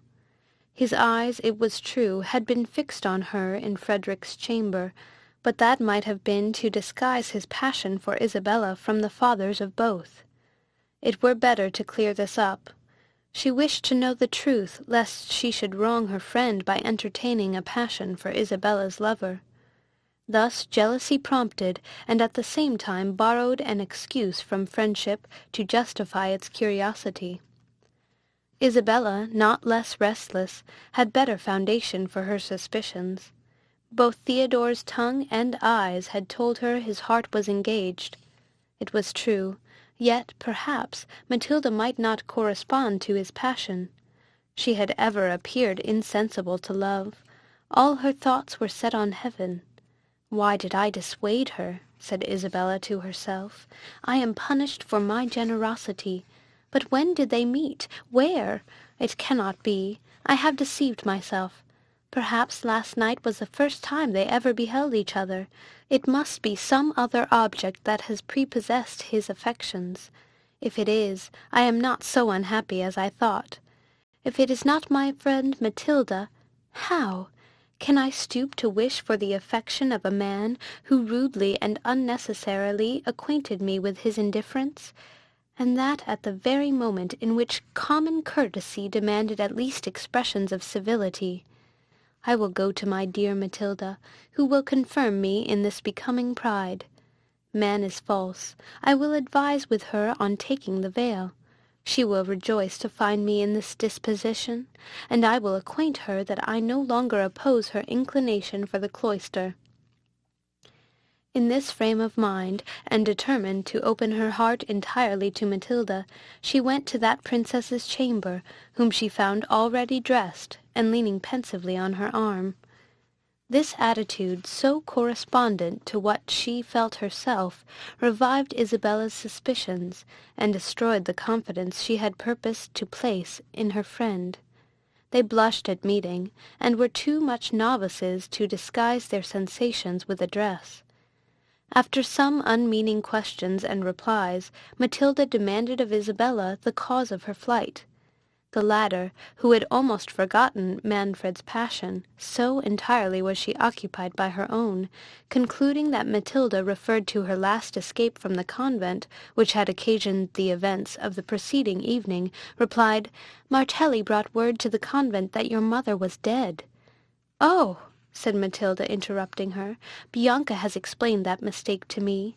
On seeing me faint, she cried out, 'The princess is dead!'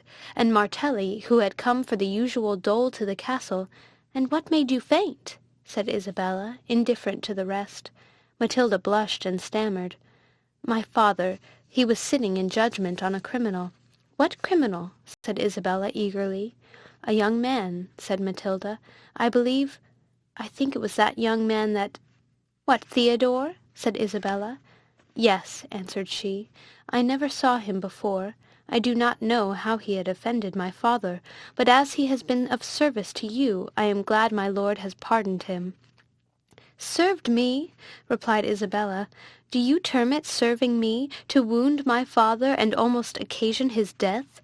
Though it is but since yesterday that I am blessed with knowing a parent, I hope Matilda does not think I am such a stranger to filial tenderness as not to resent the boldness of that audacious youth, and that it is impossible for me ever to feel any affection for one who dared to lift his arm against the author of my being. No, Matilda, my heart abhors him. and if you still retain the friendship for me that you have vowed from your infancy, you will detest a man who has been on the point of making me miserable forever." Matilda held down her head and replied, "I hope my dearest Isabella does not doubt her Matilda's friendship. I never beheld that youth until yesterday. He is almost a stranger to me. But as the surgeons have pronounced your father out of danger, you ought not to harbor uncharitable resentment against one who I am persuaded did not know the Marquis was related to you." "You plead his cause very pathetically," said Isabella, "considering he is so much a stranger to you. I am mistaken, or he returns your charity." "What mean you?" said Matilda. "Nothing," said Isabella, repenting that she had given Matilda a hint of Theodore's inclination for her. Then, changing the discourse, she asked Matilda what occasioned Manfred to take Theodore for a spectre. "Bless me," said Matilda, "did not you observe his extreme resemblance to the portrait of Alfonso in the gallery? I took notice of it to Bianca even before I saw him in armour, but with the helmet on, he is the very image of that picture." "I do not much observe pictures," said Isabella. "Much less have I examined this young man so attentively as you seem to have done. Ah, Matilda, your heart is in danger. But let me warn you as a friend, he has owned to me that he is in love.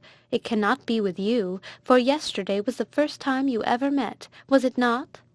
"Certainly," replied Matilda.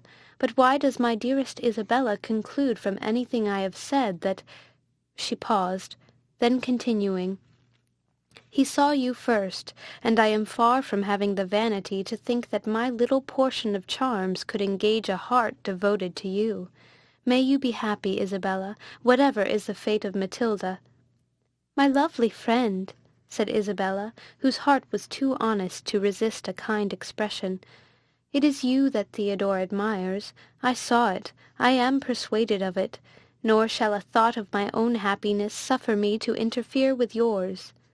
This frankness drew tears from the gentle Matilda, and jealousy that for a moment had raised a coolness between these amiable maidens soon gave way to the natural sincerity and candour of their souls. Each confessed to the other the impression that Theodore had made on her, and this confidence was followed by a struggle of generosity, each insisting on yielding her claim to her friend. At length the dignity of Isabella's virtue reminding her of the preference which Theodore had almost declared for her rival, made her determined to conquer her passion and cede the beloved object to her friend. During this contest of amity, Hippolyta entered her daughter's chamber. "Madam," said she to Isabella, "you have so much tenderness for Matilda, and interest yourself so kindly in whatever affects our wretched house, that I can have no secrets with my child which are not proper for you to hear." The princesses were all attention and anxiety. "Know then, madam," continued Hippolyta, "and you, my dearest Matilda, that being convinced by all the events of these 2 last ominous days that heaven purposes the sceptre of Otranto should pass from Manfred's hands into those of the Marquis Frederick, I have been perhaps inspired with the thought of averting our total destruction by the union of our rival houses. With this view I have been proposing to Manfred, my lord, to tender this dear, dear child to Frederick, your father." "Me to Lord Frederick!" cried Matilda. "Good heavens, my gracious mother! And have you named it to my father?" "I have," said Hippolyta. "He listened benignly to my proposal, and is gone to break it to the Marquis." "Ah, wretched princess!" cried Isabella, "what hast thou done? What ruin has thy inadvertent goodness been preparing for thyself, for me, and for Matilda?" "Ruin from me to you and to my child," said Hippolyta. "What can this mean?" "Alas," said Isabella, "the purity of your own heart prevents your seeing the depravity of others. Manfred, your lord, that impious man—" "Hold," said Hippolyta.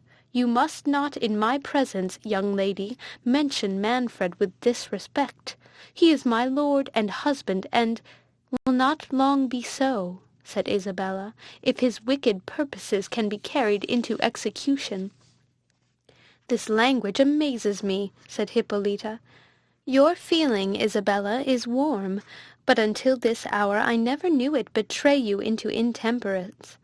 What deed of Manfred authorizes you to treat him as a murderer, an assassin? Thou virtuous and too credulous princess, replied Isabella, it is not thy life he aims at. It is to separate himself from thee, to divorce thee, to divorce me? To divorce my mother, cried Hippolyta and Matilda at once.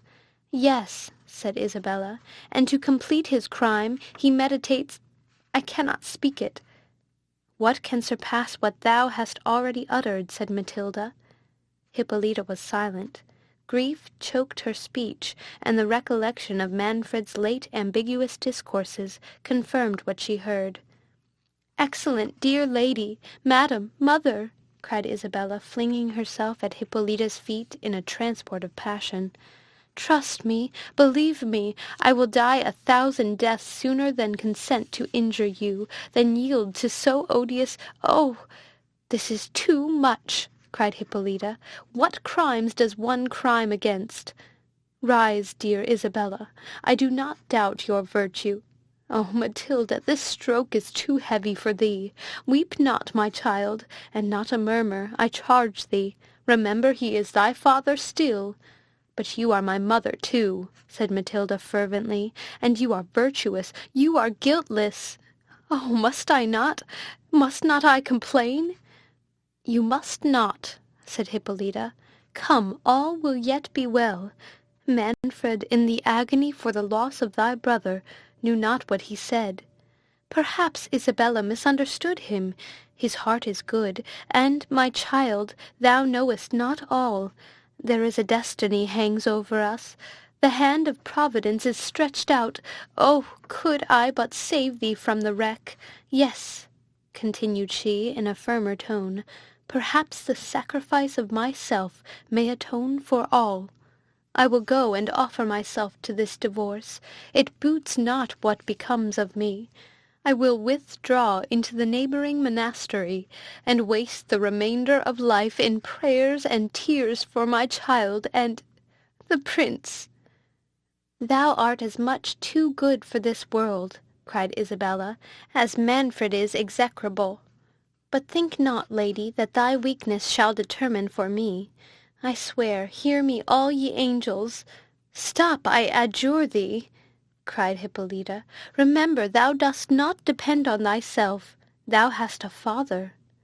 My father is too pious, too noble, interrupted Isabella, to command an impious deed. But should he command it, can a father enjoin a cursed act? I was contracted to the son, can I wed the father? No, madam, no. Force should not drag me to Manfred's hated bed. I loathe him, I abhor him. Divine and human laws forbid. And my friend, my dearest Matilda, would I wound her tender soul by injuring her adored mother? My own mother. I never have known another. Oh, she is the mother of both, cried Matilda. Can we, Isabella, adore her too much?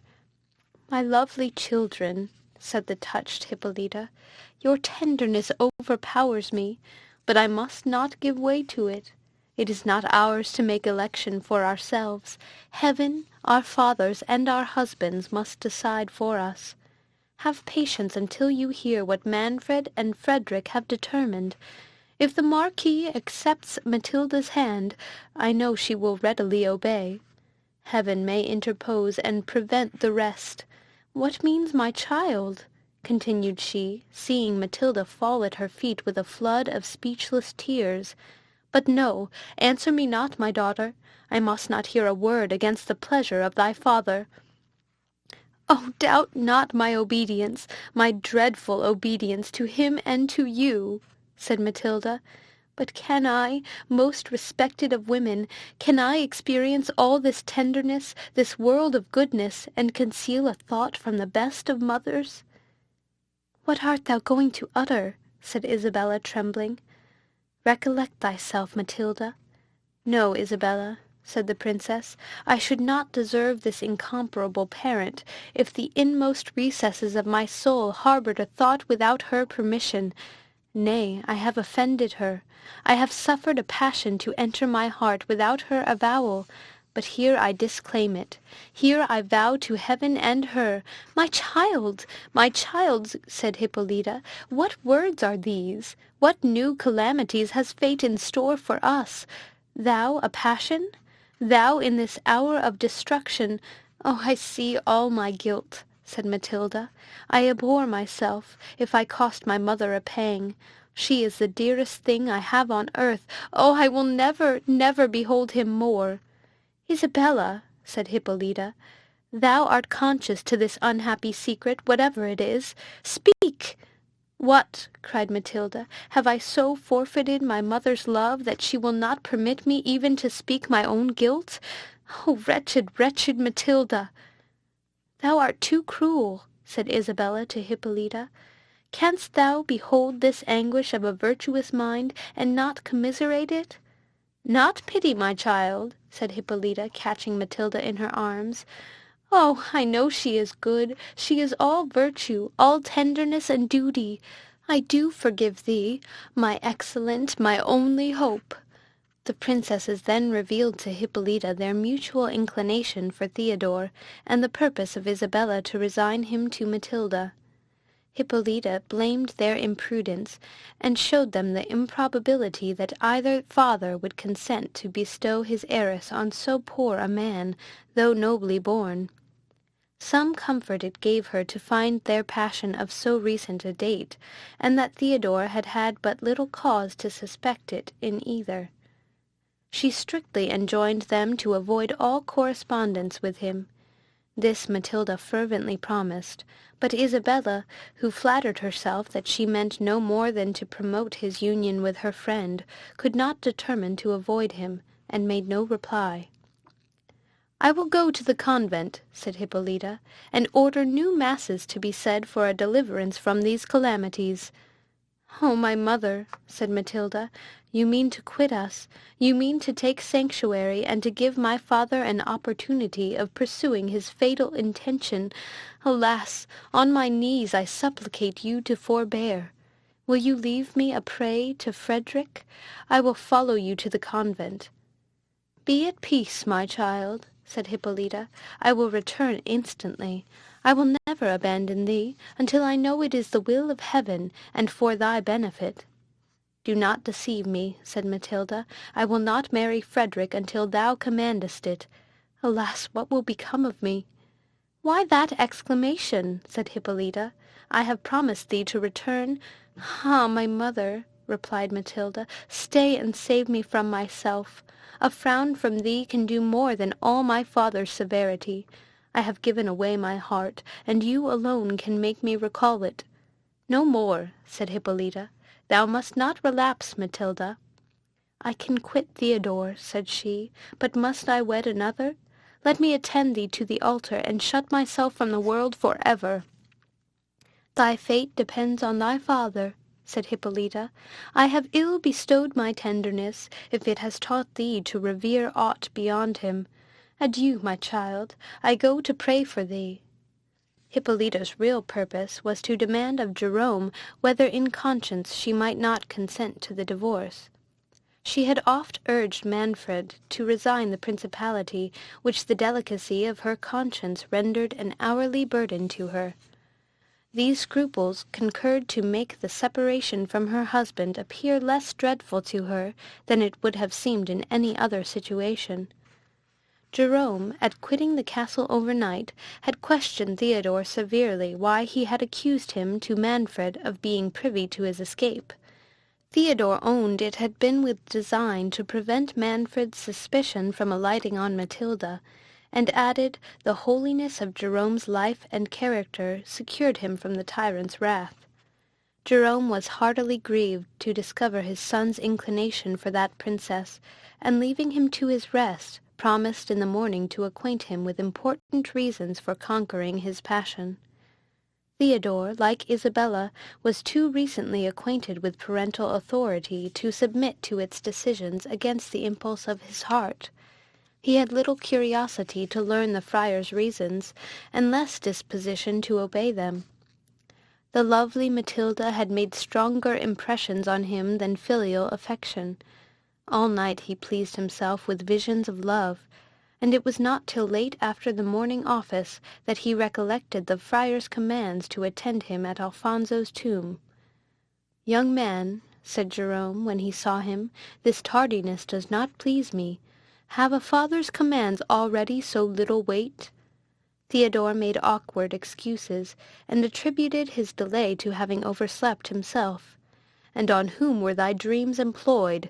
said the friar sternly. His son blushed. "Come, come," resumed the friar, "inconsiderate youth, this must not be. Eradicate this guilty passion from thy breast." "Guilty passion!" cried Theodore. "Can guilt dwell with innocent beauty and virtuous modesty?" "It is sinful," replied the friar, "to cherish those whom heaven has doomed to destruction. A tyrant's race must be swept from the earth to the third and fourth generation." "Will heaven visit the innocent for the crimes of the guilty?" said Theodore. "The fair Matilda has virtues enough to undo thee," interrupted Jerome. "Hast thou so soon forgotten that twice the savage Manfred has pronounced thy sentence?" "Nor have I forgotten, sir," said Theodore, "that the charity of his daughter delivered me from his power. I can forget injuries, but never benefits." "The injuries thou hast received from Manfred's race," said the friar, "are beyond what thou canst conceive. Reply not, but view this holy image. Beneath this marble monument rest the ashes of the good Alfonso, a prince adorned with every virtue, the father of his people, the delight of mankind. Kneel, headstrong boy, and list, while a father unfolds a tale of horror that will expel every sentiment from thy soul, but sensations of sacred vengeance. Alfonso, much injured prince, let thy unsatisfied shade sit awful on the troubled air, while these trembling lips— Ha! Who comes there? "The most wretched of women," said Hippolyta, entering the choir. "Good father, art thou at leisure? But why this kneeling youth? What means the horror imprinted on each countenance? Why at this venerable tomb? Alas! Hast thou seen aught?"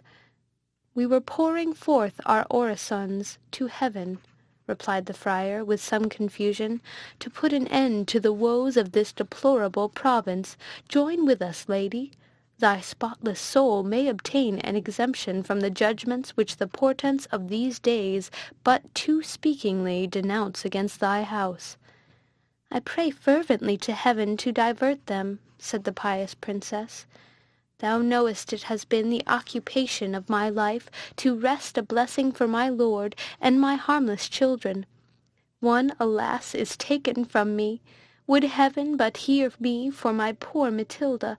Father, intercede for her." "Every heart will bless her," cried Theodore with rapture.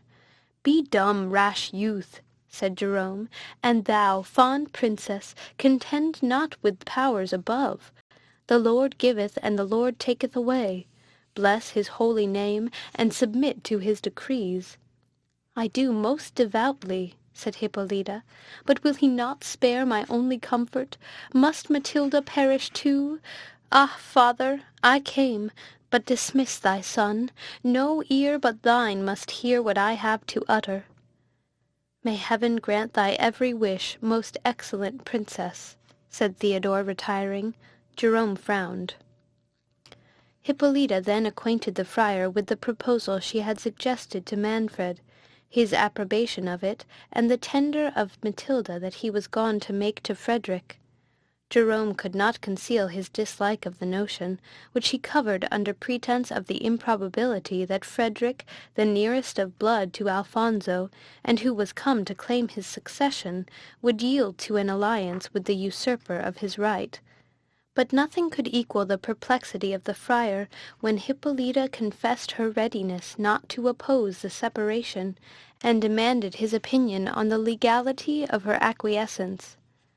The friar caught eagerly at her request of his advice, and without explaining his aversion to the proposed marriage of Manfred and Isabella, he painted to Hippolyta in the most alarming colours the sinfulness of her consent, denounced judgments against her if she complied, and enjoined her, in the severest terms, to treat any such proposition with every mark of indignation and refusal.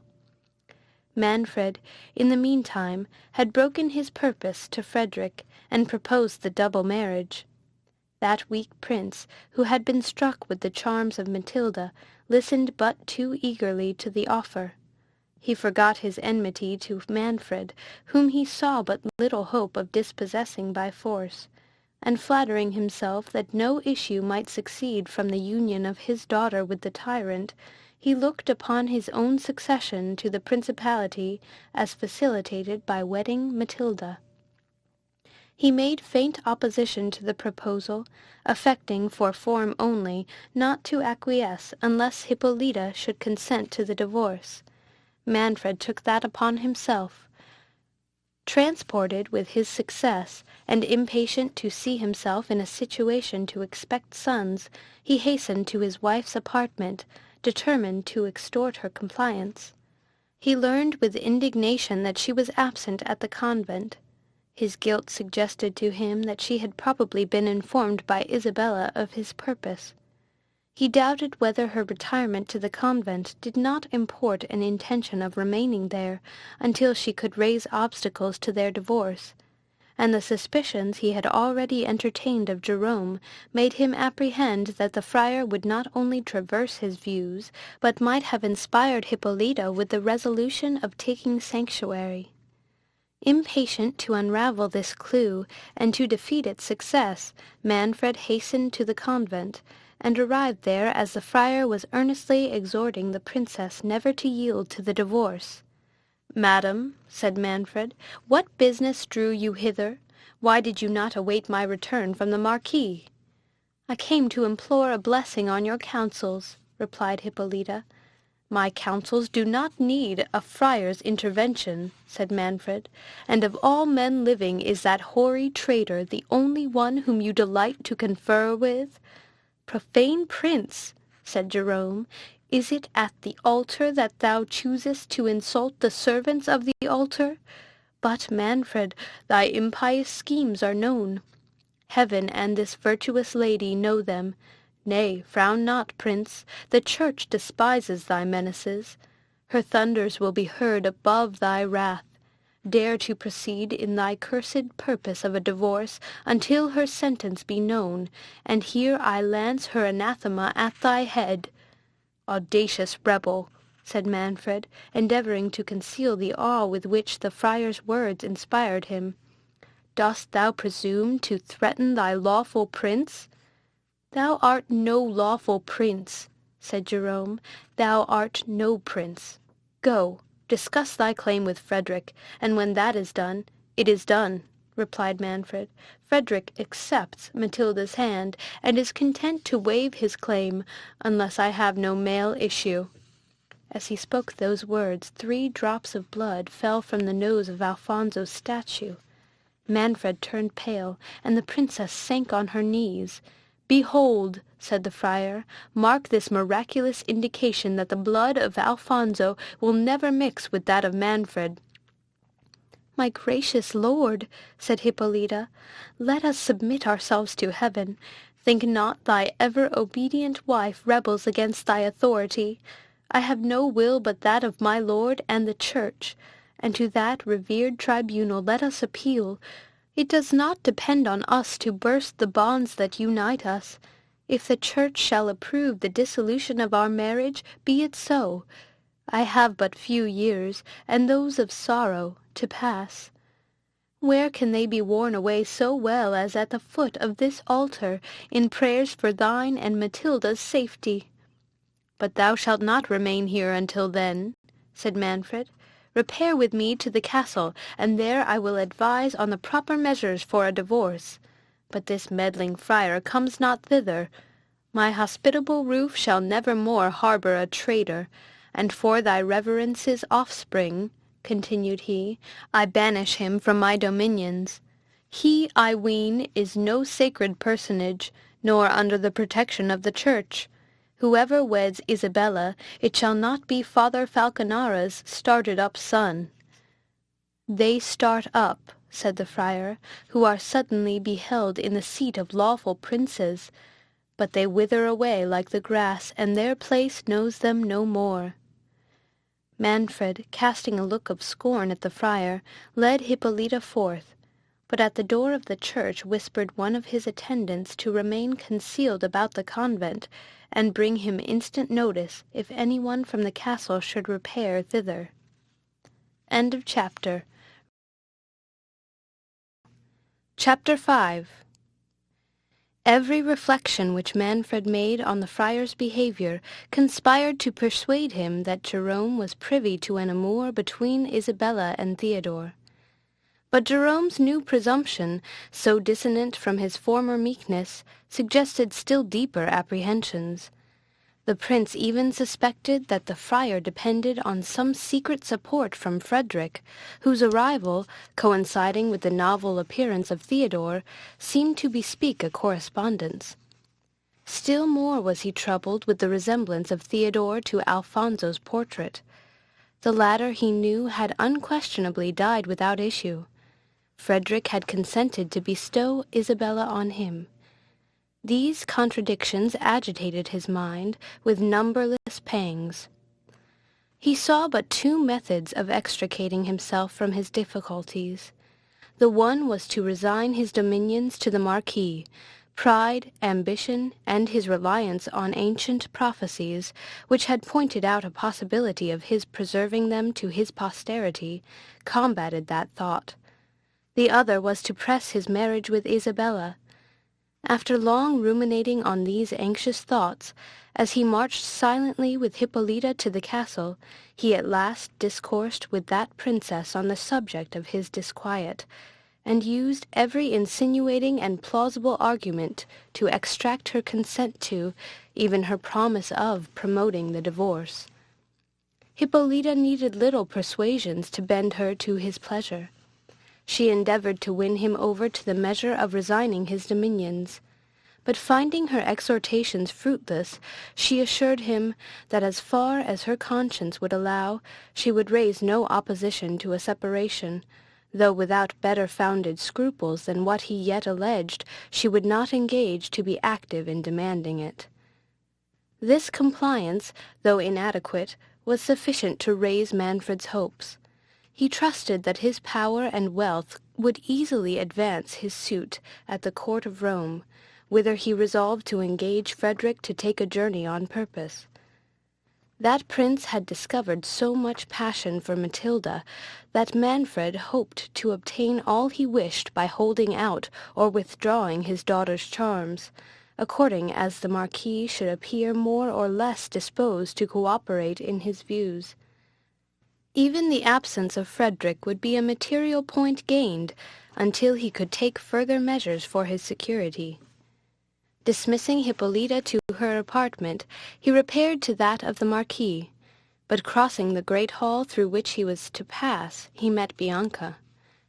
The damsel, he knew, was in the confidence of both the young ladies. It immediately occurred to him to sift her on the subject of Isabella and Theodore.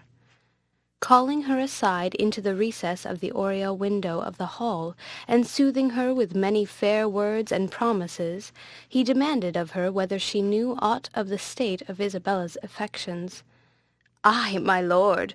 No, my lord. Yes, my lord.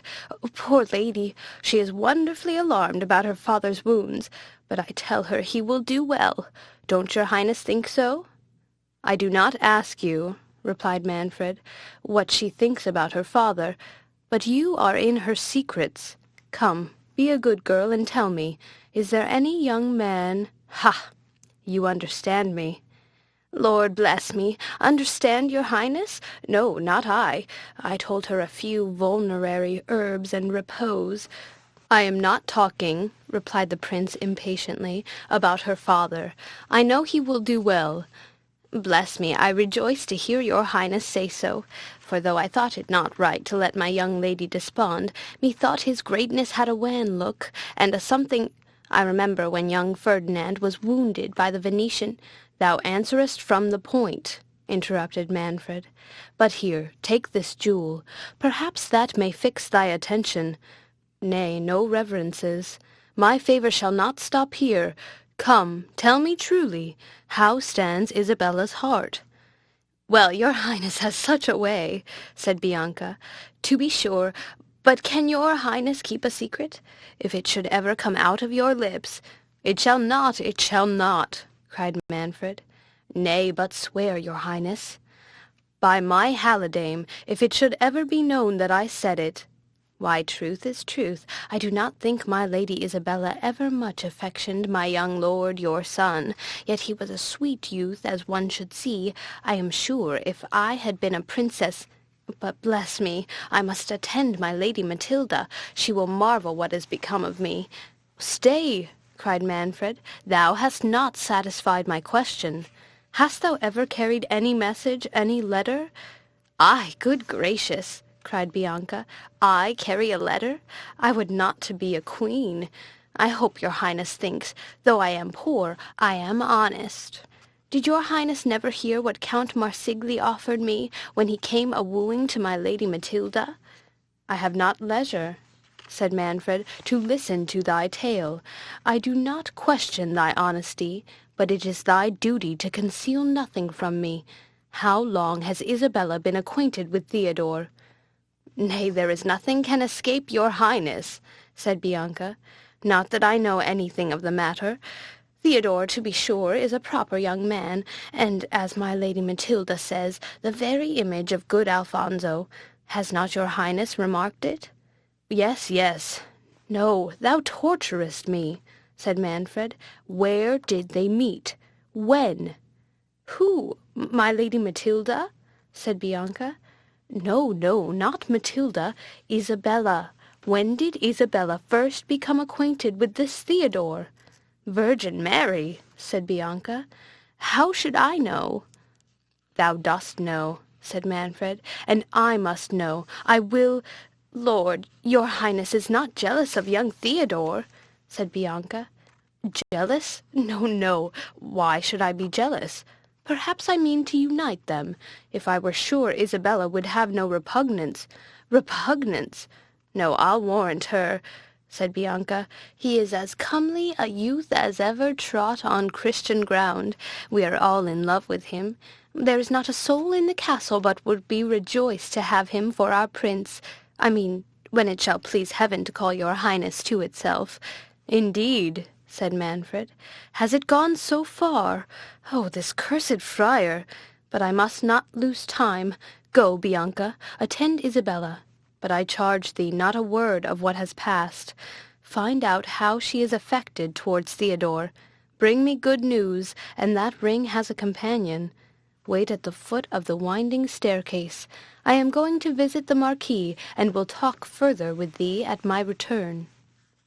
Manfred, after some general conversation, desired Frederick to dismiss the two knights, his companions, having to talk with him on urgent affairs.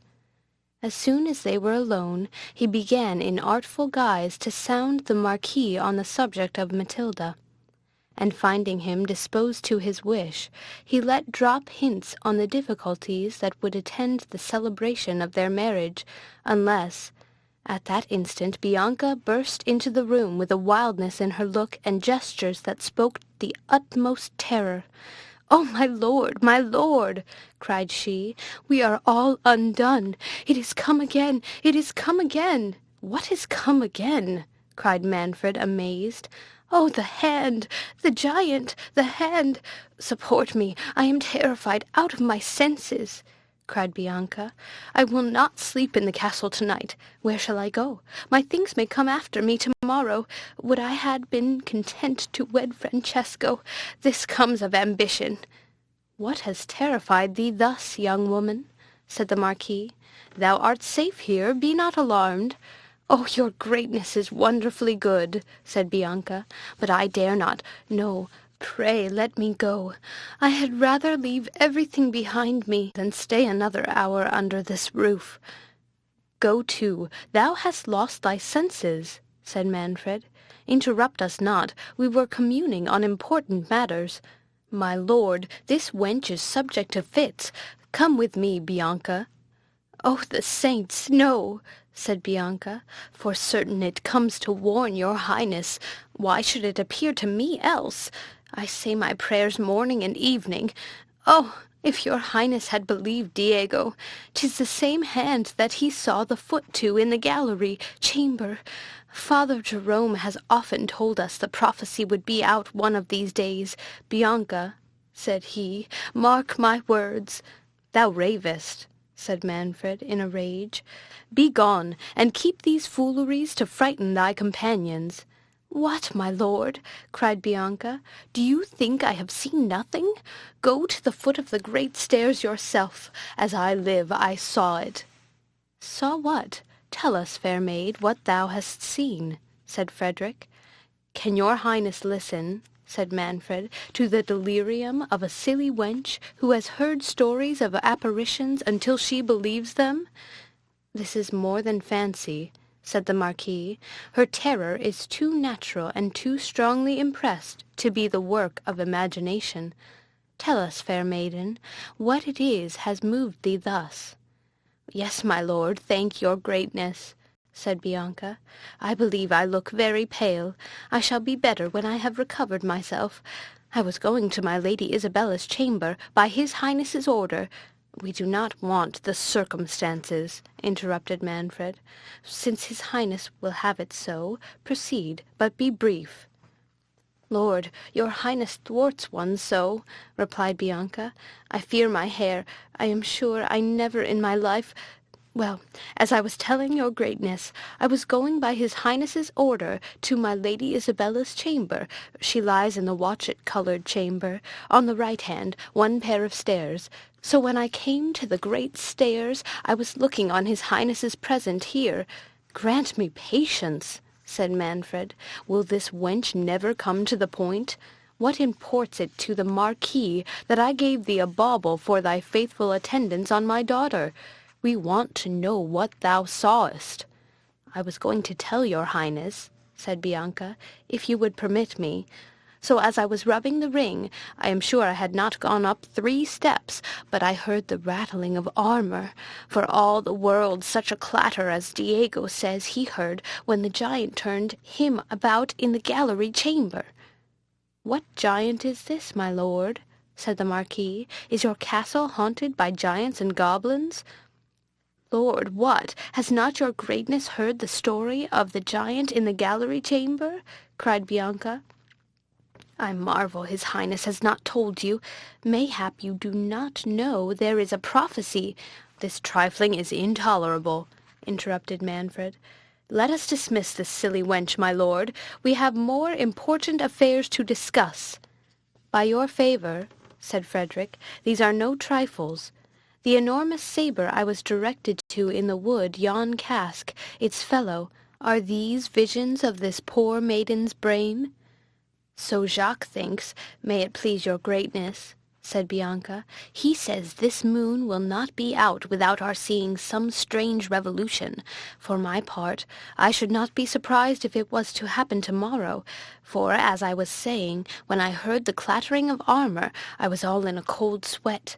I looked up, and, if your greatness will believe me, I saw upon the uppermost banister of the great stairs a hand in armor as big as big. I thought I should have swooned. I never stopped until I came hither. Would I were well out of this castle. My Lady Matilda told me but yester morning that her Highness Hippolyta knows something." "Thou art an insolent," cried Manfred. "Lord Marquis, it much misgives me that this scene is concerted to affront me. Are my own domestics suborned to spread tales injurious to my honour? Pursue your claim by manly daring, or let us bury our feuds, as was proposed, by the intermarriage of our children. But trust me, it ill becomes a prince of your bearing to practice on mercenary wenches." "I scorn your imputation," said Frederick. "Until this hour I never set eyes on this damsel. I have given her no jewel. My lord, your conscience, your guilt accuses you, and would throw the suspicion on me. But keep your daughter, and think no more of Isabella. The judgments already fallen on your house forbid me matching into it." Manfred, alarmed at the resolute tone in which Frederick delivered these words, endeavoured to pacify him. Dismissing Bianca, he made such submissions to the Marquis, and threw in such artful encomiums on Matilda, that Frederick was once more staggered. However, as his passion was of so recent a date, it could not at once surmount the scruples he had conceived. He had gathered enough from Bianca's discourse to persuade him that heaven declared itself against Manfred. The proposed marriages too removed his claim to a distance, and the principality of Otranto was a stronger temptation than the contingent reversion of it with Matilda. Still he would not absolutely recede from his engagements, but purposing to gain time, he demanded of Manfred if it was true, in fact, that Hippolyta consented to the divorce. The prince, transported to find no more obstacle, and depending on his influence over his wife, assured the Marquis it was so, and that he might satisfy himself of the truth from her own mouth. As they were thus discoursing, word was brought that the banquet was prepared. Manfred conducted Frederick to the great hall, where they were received by Hippolyta and the young princesses. Manfred placed the Marquis next to Matilda, and seated himself between his wife and Isabella. Hippolyta comported herself with an easy gravity, but the young ladies were silent and melancholy.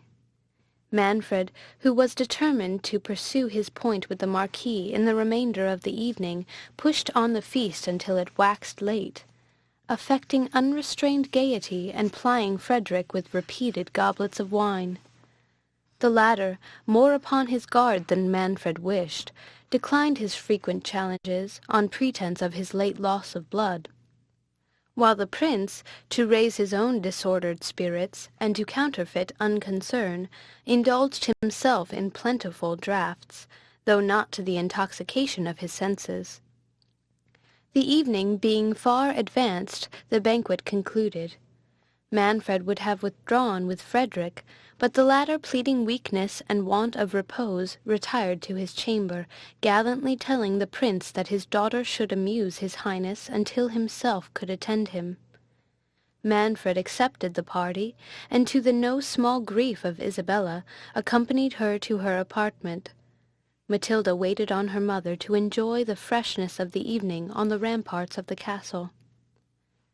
Soon as the company were dispersed their several ways, Frederick, quitting his chamber, inquired if Hippolyta was alone, and was told by one of her attendants, who had not noticed her going forth, that at that hour she generally withdrew to her oratory, where he probably would find her. The Marquis, during the repast, had beheld Matilda with increase of passion. He now wished to find Hippolyta in the disposition her lord had promised. The portents that had alarmed him were forgotten in his desires. Stealing softly and unobserved to the apartment of Hippolyta, he entered it with a resolution to encourage her acquiescence to the divorce, having perceived that Manfred was resolved to make the possession of Isabella an unalterable condition, before he would grant Matilda to his wishes. The Marquis was not surprised at the silence that reigned in the princess's apartment. Concluding her, as he had been advertised, in her oratory, he passed on. The door was ajar, the evening gloomy and overcast. Pushing open the door gently, he saw a person kneeling before the altar. As he approached nearer, it seemed not a woman, but one in a long woolen weed, whose back was towards him. The person seemed absorbed in prayer. The Marquis was about to return, when the figure, rising, stood some moments fixed in meditation, without regarding him. The Marquis expected the holy person to come forth, and meaning to excuse his uncivil interruption, said, "Reverend Father, I sought the Lady Hippolyta." "Hippolyta?" replied a hollow voice. "Camest thou to this castle to seek Hippolyta?" And then the figure, turning slowly round, discovered to Frederick the fleshless jaws and empty sockets of a skeleton wrapped in a hermit's cowl.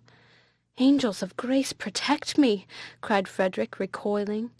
"Deserve their protection," said the spectre. Frederick, falling on his knees, adjured the phantom to take pity on him. "Dost thou not remember me?" said the apparition. "Remember the wood of Joppa?" "Art thou that holy hermit?" cried Frederick, trembling. "Can I do aught for thy eternal peace?" "Wast thou delivered from bondage," said the spectre, "to pursue carnal delights? Hast thou forgotten the buried sabre, and the behest of heaven engraven on it?" I have not," said Frederick. "But say, blessed spirit, what is thy errand to me? What remains to be done?" "To forget Matilda," said the apparition, and vanished. Frederick's blood froze in his veins. For some minutes he remained motionless. Then, falling prostrate on his face before the altar, he besought the intercession of every saint for pardon. A flood of tears succeeded to this transport, and the image of the beauteous Matilda rushing in spite of him on his thoughts, he lay on the ground in a conflict of penitence and passion. Ere he could recover from this agony of his spirits, the Princess Hippolyta, with a taper in her hand, entered the oratory alone. Seeing a man without motion on the floor, she gave a shriek, concluding him dead. Her fright brought Frederick to himself. Rising suddenly, his face bedewed with tears, he would have rushed from her presence, but Hippolyta, stopping him, conjured him in the most plaintive accents to explain the cause of his disorder, and by what strange chance she had found him there in that posture. "Ah, virtuous princess," said the Marquis, penetrated with grief, and stopped. "For the love of heaven, my lord," said Hippolyta, "disclose the cause of this transport. What mean these doleful sounds, this alarming exclamation on my name? What woes has heaven still in store for the wretched Hippolyta? Yet silent, by every pitying angel I adjure thee, noble prince," continued she, falling at his feet, "to disclose the purport of what lies at thy heart. I see thou feelest for me, thou feelest the sharp pangs that thou inflictest. Speak, for pity! Does aught thou knowest concern my child?" "I cannot speak," cried Frederick, bursting from her. "Oh, Matilda!" Quitting the princess thus abruptly, he hastened to his own apartment. At the door of it he was accosted by Manfred, who, flushed by wine and love, had come to seek him, and to propose to waste some hours of the night in music and revelling. Frederick, offended at an invitation so dissonant from the mood of his soul, pushed him rudely aside, and entering his chamber, flung the door intemperately against Manfred, and bolted it inwards. The haughty prince, enraged at this unaccountable behaviour, withdrew in a frame of mind capable of the most fatal excesses. As he crossed the court, he was met by the domestic whom he had planted at the convent as a spy on Jerome and Theodore. This man, almost breathless with the haste he had made, informed his lord that Theodore and some lady from the castle were at that instant in private conference at the tomb of Alfonso in St. Nicholas's church. He had dogged Theodore thither, but the gloominess of the night had prevented his discovering who the woman was. Manfred, whose spirits were inflamed, and whom Isabella had driven from her on his urging his passion with too little reserve, did not doubt but the inquietude she had expressed had been occasioned by her impatience to meet Theodore. Provoked by this conjecture, and enraged at her father, he hastened secretly to the great church. Gliding softly between the aisles, and guided by an imperfect gleam of moonshine that shone faintly through the illuminated windows, he stole towards the tomb of Alfonso, to which he was directed by indistinct whispers of the persons he sought. The first sounds he could distinguish were, "Does it, alas, depend on me? Manfred will never permit our union." "No, this shall prevent it," cried the tyrant, drawing his dagger and plunging it over her shoulder into the bosom of the person that spoke. "Ah me, I am slain," cried Matilda, sinking. "Good heaven, receive my soul!" "Savage, inhuman monster, what hast thou done?" cried Theodore, rushing on him and wrenching his dagger from him. "Stop, stop thy impious hand," cried Matilda. "It is my father." Manfred, waking as from a trance, beat his breast, twisted his hands in his locks, and endeavoured to recover his dagger from Theodore to despatch himself. Theodore, scarce less distracted, and only mastering the transports of his grief to assist Matilda, had now, by his cries, drawn some of the monks to his aid. While part of them endeavoured, in concert with the afflicted Theodore, to stop the blood of the dying princess, the rest prevented Manfred from laying violent hands on himself. Matilda, resigning herself patiently to her fate, acknowledged with looks of grateful love the zeal of Theodore. Yet oft as her faintness would permit her speech its way, she begged the assistance to comfort her father. Jerome by this time had learnt the fatal news and reached the church. His looks seemed to reproach Theodore, but turning to Manfred he said, "Now, tyrant, behold the completion of woe fulfilled on thy impious and devoted head. The blood of Alfonso cried to heaven for vengeance, and heaven has permitted its altar to be polluted by assassination, that thou mightest shed thy own blood at the foot of that prince's sepulchre." "Cruel man," cried Matilda, "to aggravate the woes of a parent. May heaven bless my father, and forgive him as I do. My lord, my gracious sire, dost thou forgive thy child? Indeed, I came not hither to meet Theodore. I found him praying at this tomb, whither my mother sent me to intercede for thee. For her, dearest father, bless your child, and say you forgive her." "Forgive thee? Murderous monster!" cried Manfred. "Can assassins forgive? I took thee for Isabella, but heaven directed my bloody hand to the heart of my child. O Matilda, I cannot utter it. Canst thou forgive the blindness of my rage?" "I can, I do, and may heaven confirm it," said Matilda. "But while I have life to ask it, O my mother, what will she feel? Will you comfort her, my lord? Will you not put her away? Indeed she loves you. Oh, I am faint. Bear me to the castle. Can I live to have her close my eyes?" Theodore and the monks besought her earnestly to suffer herself to be borne into the convent, but her instances were so pressing to be carried to the castle, that placing her on a litter, they conveyed her thither as she requested.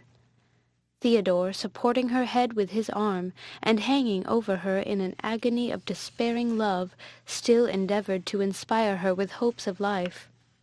Jerome, on the other side, comforted her with discourses of heaven, and holding a crucifix before her, which she bathed with innocent tears, prepared her for her passage to immortality. Manfred, plunged in the deepest affliction, followed the litter in despair. Ere they reached the castle, Hippolyta, informed of the dreadful catastrophe, had flown to meet her murdered child. But when she saw the afflicted procession, the mightiness of her grief deprived her of her senses, and she fell lifeless to the earth in a swoon. Isabella and Frederick, who attended her, were overwhelmed in almost equal sorrow. Matilda alone seemed insensible to her own situation. Every thought was lost in tenderness for her mother. Ordering the litter to stop, as soon as Hippolyta was brought to herself, she asked for her father. He approached, unable to speak. Matilda, seizing his hand and her mother's, locked them in her own, and then clasped them to her heart. Manfred could not support this act of pathetic piety. He dashed himself on the ground, and cursed the day he was born. Isabella, apprehensive that these struggles of passion were more than Matilda could support, took upon herself to order Manfred to be borne to his apartment, while she caused Matilda to be conveyed to the nearest chamber. Hippolyta, scarce more alive than her daughter, was regardless of everything but her, but when the tender Isabella's care would have likewise removed her, while the surgeons examined Matilda's wound, she cried, "Remove me! Never, never! I lived but in her, and will expire with her." Matilda raised her eyes at her mother's voice, but closed them again without speaking. Her sinking pulse and the damp coldness of her hand soon dispelled all hopes of recovery. Theodore followed the surgeons into the outer chamber, and heard them pronounce the fatal sentence with a transport equal to frenzy. "Since she cannot live mine," cried he, "at least she shall be mine in death. Father, Jerome, will you not join our hands?" cried he to the friar, who, with the Marquis, had accompanied the surgeons. "What means thy distracted rashness?" said Jerome. "Is this an hour for marriage?" "It is," cried Theodore. "Alas, there is no other." "Young man, thou art too unadvised," said Frederick. "Dost thou think we are to listen to thy fond transports in this hour of fate? What pretensions hast thou to the princess?" "Those of a prince," said Theodore, "of the sovereign of Otranto. This reverend man, my father, has informed me who I am." "Thou ravest," said the Marquis. "There is no Prince of Otranto but myself. Now Manfred, by murder, by sacrilegious murder, has forfeited all pretensions." "My lord," said Jerome, assuming an air of command, "he tells you true. It was not my purpose the secret should have been divulged so soon, but fate presses onward to its work. What his hot-headed passion has revealed, my tongue confirms. Know, Prince, that when Alfonso set sail for the Holy Land— "Is this a season for explanations?" cried Theodore. "Father, come and unite me to the princess. She shall be mine. In every other thing I will dutifully obey you. My life, my adored Matilda," continued Theodore, rushing back into the inner chamber, "will you not be mine? Will you not bless your—" Isabella made signs to him to be silent, apprehending the princess was near her end. "What, is she dead?" cried Theodore. "Is it possible?" The violence of his exclamations brought Matilda to herself. Lifting up her eyes, she looked round for her mother. "Life of my soul, I am here," cried Hippolyta. "Think not I will quit thee." "Oh, you are too good," said Matilda. "But weep not for me, my mother. I am going where sorrow never dwells. Isabella, thou hast loved me. Wouldst thou not supply my fondness to this dear, dear woman? Indeed, I am faint." "Oh, my child, said Hippolyta in a flood of tears. "Can I not withhold thee a moment?" "It will not be," said Matilda. "Commend me to heaven. Where is my father? Forgive him, dearest mother. Forgive him my death. It was an error. Oh, I had forgotten, dearest mother. I vowed never to see Theodore more. Perhaps that has drawn down this calamity, but it was not intentional. Can you pardon me?" "Oh, wound not my agonizing soul," said Hippolyta. "Thou never couldst offend me. Alas, she faints! Help, help!" "I would say something more," said Matilda, struggling, "but it cannot be. Isabella, Theodore, for my sake— oh!" She expired. Isabella and her women tore Hippolyta from the corpse, but Theodore threatened destruction to all who attempted to remove him from it. He printed 1,000 kisses on her clay-cold hands, and uttered every expression that despairing love could dictate. Isabella, in the meantime, was accompanying the afflicted Hippolyta to her apartment. But in the middle of the court they were met by Manfred, who, distracted with his own thoughts, and anxious once more to behold his daughter, was advancing to the chamber where she lay. As the moon was now at its height, he read in the countenances of this unhappy company the event he dreaded. "What, is she dead?" cried he in wild confusion. A clap of thunder at that instant shook the castle to its foundations. The earth rocked, and the clank of more than mortal armor was heard behind. Frederick and Jerome thought the last day was at hand. The latter, forcing Theodore along with them, rushed into the court. The moment Theodore appeared, the walls of the castle behind Manfred were thrown down with a mighty force, and the form of Alfonso, dilated to an immense magnitude, appeared in the centre of the ruins. "Behold in Theodore the true heir of Alfonso," said the vision, and having pronounced those words, accompanied by a clap of thunder, it ascended solemnly towards heaven, where the clouds parting asunder, the form of Saint Nicholas was seen, and, receiving Alfonso's shade, they were soon wrapped from mortal eyes in a blaze of glory. The beholders fell prostrate on their faces, acknowledging the divine will. The first that broke silence was Hippolyta. "My lord," said she to the desponding Manfred, "behold the vanity of human greatness. Conrad is gone, Matilda is no more. In Theodore we view the true Prince of Otranto. By what miracle he is so, I know not. Suffice it to us, our doom is pronounced. Shall we not, can we but dedicate the few deplorable hours we have to live in deprecating the further wrath of heaven? Heaven ejects us. Whither can we fly, but to yon holy cells that yet offer us a retreat? Thou guiltless but unhappy woman, unhappy by my crimes," replied Manfred, "my heart at last is open to thy devout admonitions. Oh, could but it cannot be! Ye are lost in wonder. Let me at last do justice on myself. To heap shame on my own head is all the satisfaction I have left to offer to offended heaven. My story has drawn down these judgments. Let my confession atone. But ah, what can atone for usurpation and a murdered child? A child murdered in a consecrated place! List, sirs, and may this bloody record be a warning to future tyrants. Alfonso, ye all know, died in the Holy Land. Ye would interrupt me. Ye would say he came not fairly to his end. It is most true. Why else this bitter cup which Manfred must drink to the dregs? Ricardo, my grandfather, was his chamberlain. I would draw a veil over my ancestors' crimes, but it is in vain. Alfonso died by poison. A fictitious will declared Ricardo his heir. His crimes pursued him, yet he lost no Conrad, no Matilda. I pay the price of usurpation for all. A storm overtook him. Haunted by his guilt, he vowed to St. Nicholas to found a church and 2 convents if he lived to reach Otranto. The sacrifice was accepted.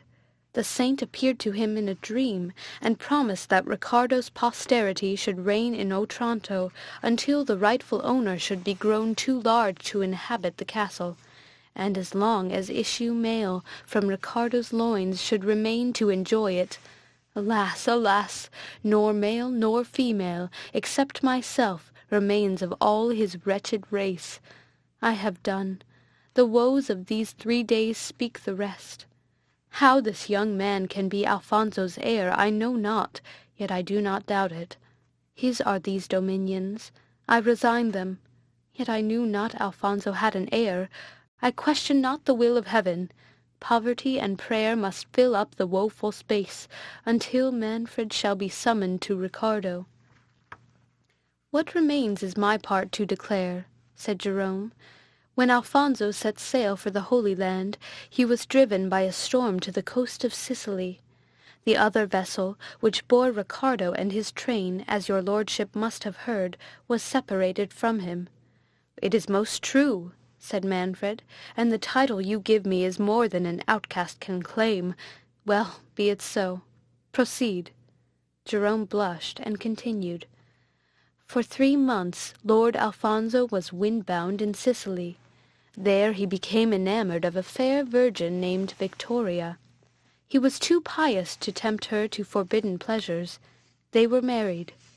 Yet deeming this amour incongruous with the holy vow of arms by which he was bound, he determined to conceal their nuptials until his return from the Crusade, when he purposed to seek and acknowledge her for his lawful wife. He left her pregnant. During his absence she was delivered of a daughter.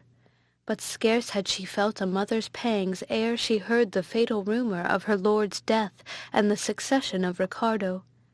What could a friendless, helpless woman do? Would her testimony avail? Yet, my lord, I have an authentic writing. "It needs not," said Manfred. "The horrors of these days, the vision we have but now seen, all corroborate thy evidence beyond 1,000 parchments. Matilda's death and my expulsion—" "Be composed, my lord," said Hippolyta. "This holy man did not mean to recall your griefs." Jerome proceeded. "I shall not dwell on what is needless. The daughter of which Victoria was delivered was at her maturity bestowed in marriage on me. Victoria died, and the secret remained locked in my breast. Theodore's narrative has told the rest." The friar ceased. The disconsolate company retired to the remaining part of the castle. In the morning Manfred signed his abdication of the principality with the approbation of Hippolyta, and each took on them the habit of religion in the neighbouring convents. Frederick offered his daughter to the new prince, which Hippolyta's tenderness for Isabella concurred to promote.